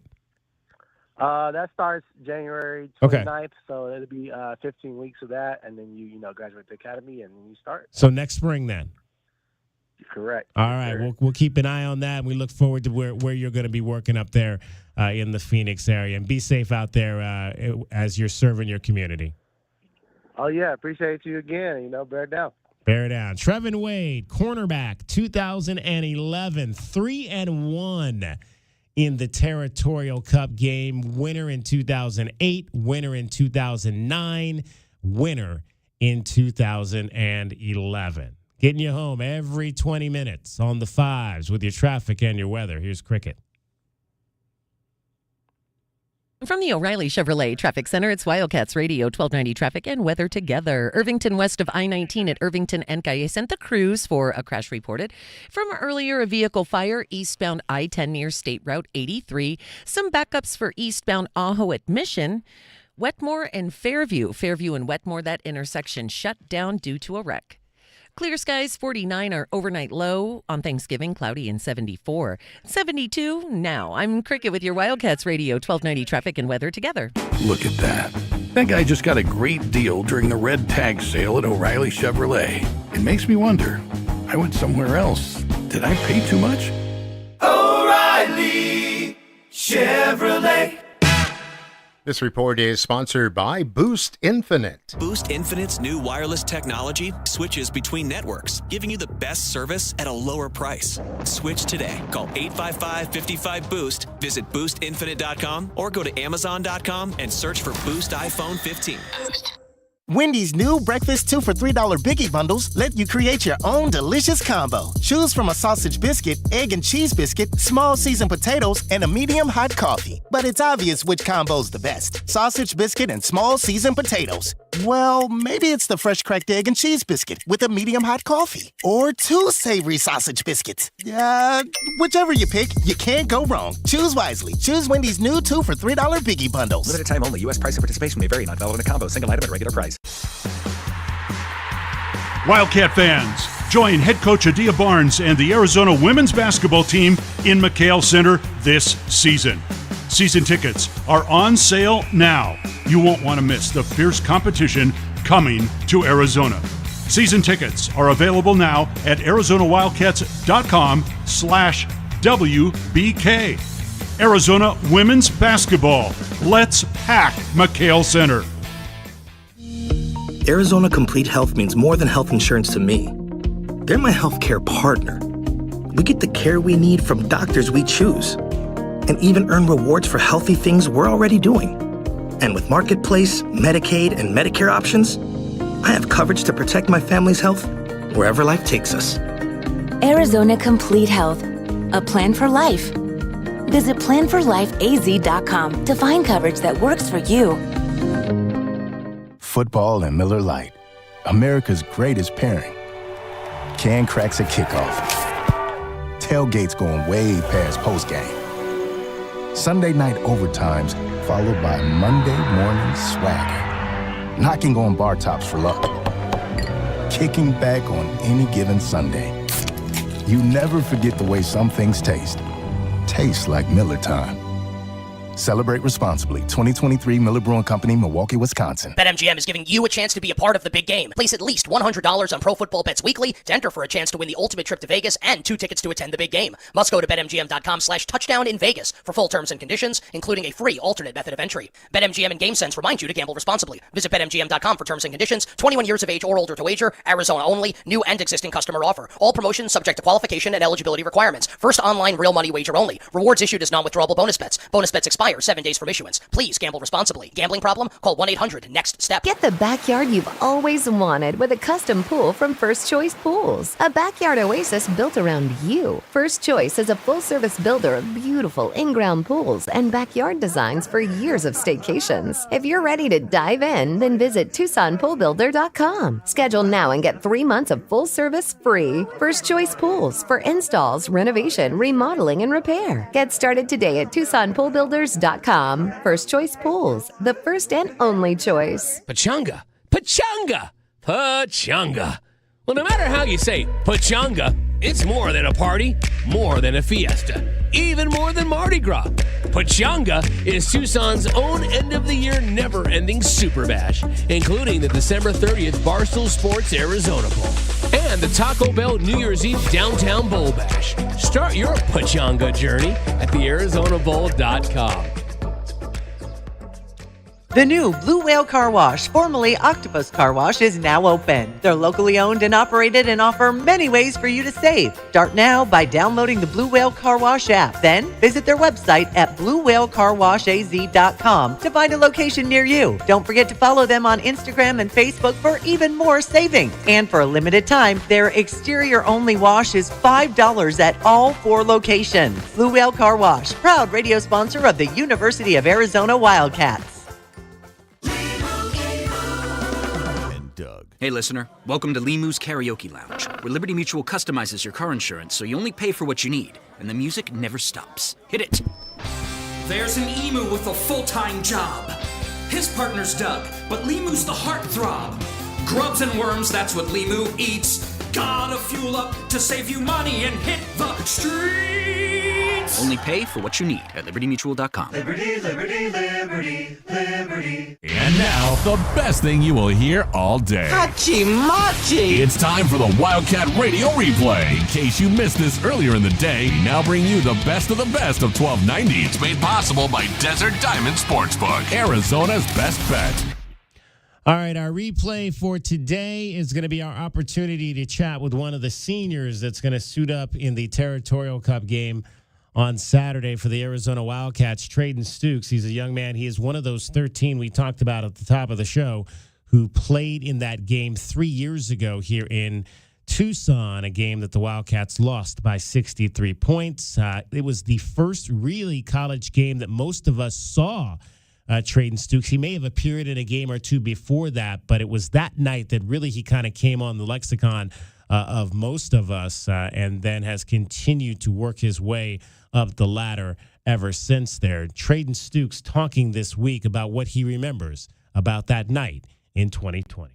Yeah, I remember being young, had no idea if I belonged out there, but we were down to the bottom of the roster, so I had no choice. The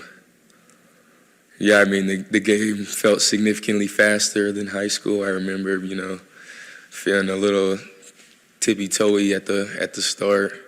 But growing up in Arizona and being part of that rivalry, what did that mean to be able to be part of that from the beginning?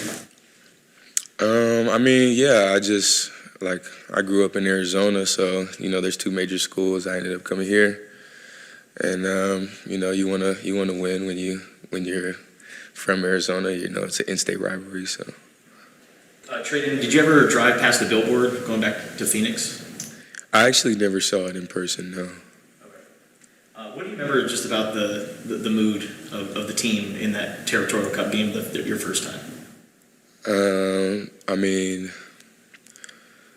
It's about as low as it could get, You never want to lose a rivalry game like that, especially, have them running up the score. We come a long way from this, so just look to the future now. First question, Trayden, in terms of, the rivalry, you've got a chance this year to potentially run it up on them. Is that something that you would like to see happen? I just want to have us play our best game. I won't worry about running up any scores or anything. We just got to play our best game as a team, and that should be enough. Break down that interception that you had in the last game, too, kind of what you saw, how you read it, and where to make it. I got to get my eyes on the quarterback, seeing where he was going to go with the ball. The receiver ended up stopping a little early, so he overthrew it a little bit. I was able to get my hands on it and secure it. Trayden, you described yourself just now as kind of a bottom-of-the-roster player when you first started out. Now you're a starter and a leader and a productive member of the defense. Can you just sort of discuss your personal development over these last couple of years? I can't thank all the coaches enough. Even starting with Coach Burns when I was a young freshman, to Coach Walker, and now Coach Akina, Coach Jay Rich, Coach Nansen. They've all helped me grow so much. Even I got to thank my strength staff. They helped me put on some weight so I wasn't so skinny all the time. Everyone has just helped me grow so much as a player, as a man, and it's helped me get to where I am today. If I would have told you after that 77 where you guys would be just a few years later, playing with the possibility of going to title game and all that, what would your reaction have been? I don't know. I might not have believed you at the time. Feeling very grateful to be here now. Got a great opportunity ahead of us. Trayden, last year's game was really chippy, and then you guys kind of came out with back and forth affair, ended it on a defensive play. Kind of just take through your emotions of that moment, after going through that kind of war with them to come out on top and raise the cup. Oh, yeah, that was a fantastic game. Being able to be out there on defense and being able to make the play that solidifies the game was big time. You could see it in our sideline. All the players, all the coaches were really fired up. we snapped that streak of, I think, 5 games, or U of A hadn't won. So getting that cup back was a fantastic feeling, and, we're looking forward to keeping it. This program, we're here for a little bit. This program got pushed all over the field. I mean, really, for a long time, physically just manhandled some of these players and how they were pushed around. What's it like seeing guys like Bill Norton and Upshaw and Tanner and some of your teammates do the reverse to the opponents? Well, I mean, it feels great. I love all my guys. When we get to the film room, it doesn't always go noticed on TV that those 300-pounders taking on 2 blockers at once, opening up, lanes for Manu and myself to make some tackles. So, I mean, we can't thank them enough. I mean, I see the way Tanner blocks. It's, I think he's one of the best blocking tight ends I've ever seen. And he be jumping over people, so, it's always good. What is the most impressive thing T-Mac has done off the field? Basketball. I'm so jealous. He's good at, every sport you could think. Like ping pong, something you just wouldn't even think twice about. He's good at that. He's probably good at pickleball, just every little sport you could think of. He's got some training in it or something. I don't know. That was the Wildcat Radio Replay with the best of the best from 1290. It's brought to you by Desert Diamond Sportsbook, Arizona's best bet. That was Trayden Stukes talking about what he remembers from his first ASU game in 2020. Also, the game coming up this week. David Kelly just ran down the hall. He will be right back. Only got about 2 minutes left in the show. Reminder, tomorrow, Michigan State, Arizona basketball. DK and I will be here along with Kelvin Ifon to break all those things down.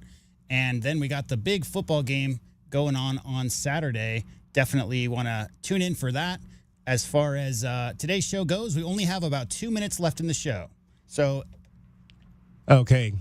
We're all done. 2 minutes left. All right. Thank you very much. That was Trayden Stukes was our guest there. And we talked about what he's done for this program since he came back and got a scholarship his sophomore season. That was the year after, 2021.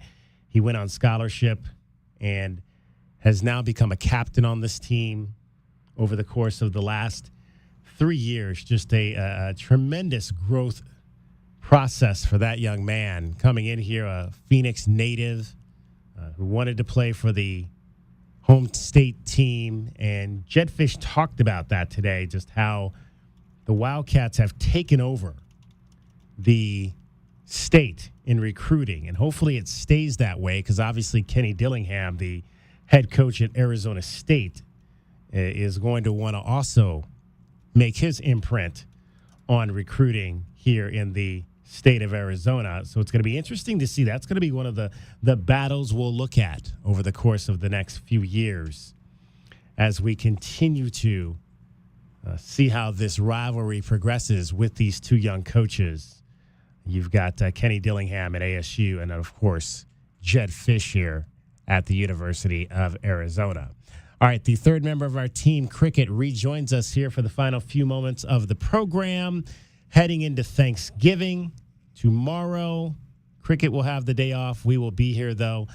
Cricket, as we always ask at this time of the year, what are you most thankful for?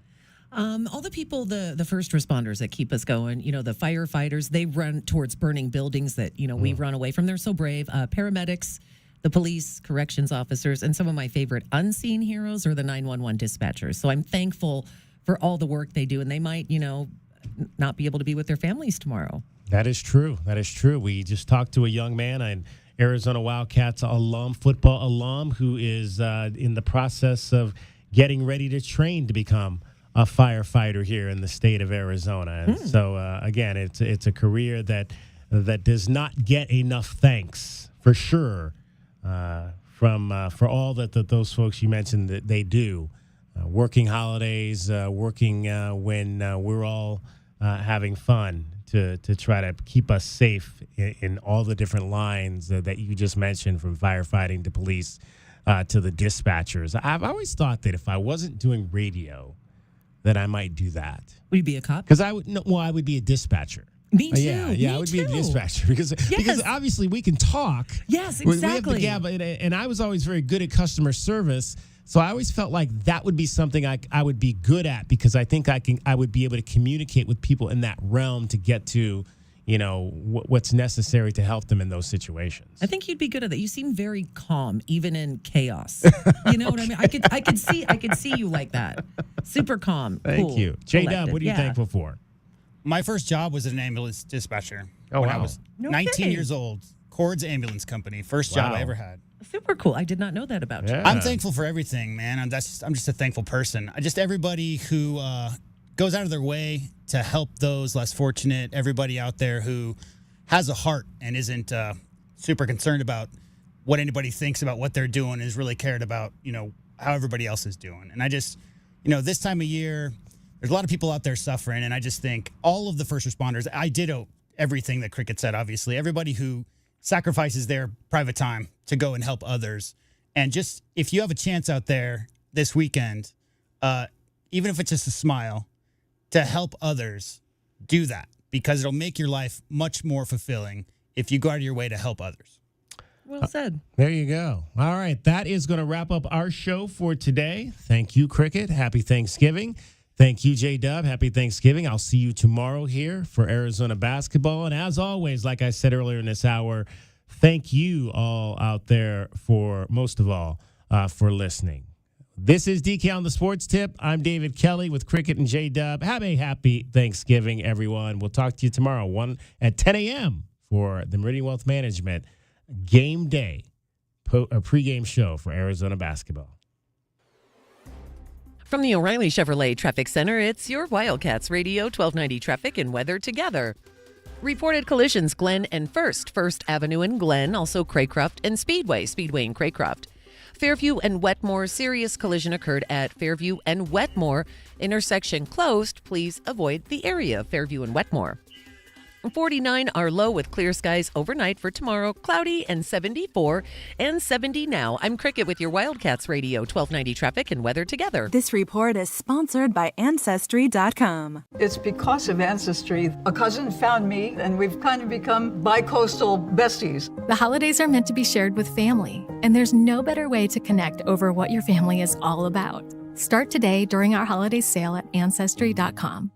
The final territorial cup of the Pac-12 era is here. Bourget the snap, back to throw. He gets hit. He fumbles the ball. Arizona has it. The Cats with the ball. They pick it up. They'll take over at midfield. Dick Tomey used to say, some Wildcat's going to make a play. That's what he used to always say to us. Some Wildcat's going to make a play. You guys have to believe. Tune in this Saturday, November 25th at 9 a.m. for the Meridian Wealth Management pregame show. Only on Wildcats Radio 1290. Are you ready? Ready to discover your soul, your wild side, your passion, your joy, and excitement? From world-class entertainment to award-winning dining to a luxurious resort. Discover all this and more. Discover with Soul at Casino del Sol, the soul of Tucson. The official corporate sponsor of Arizona Athletics.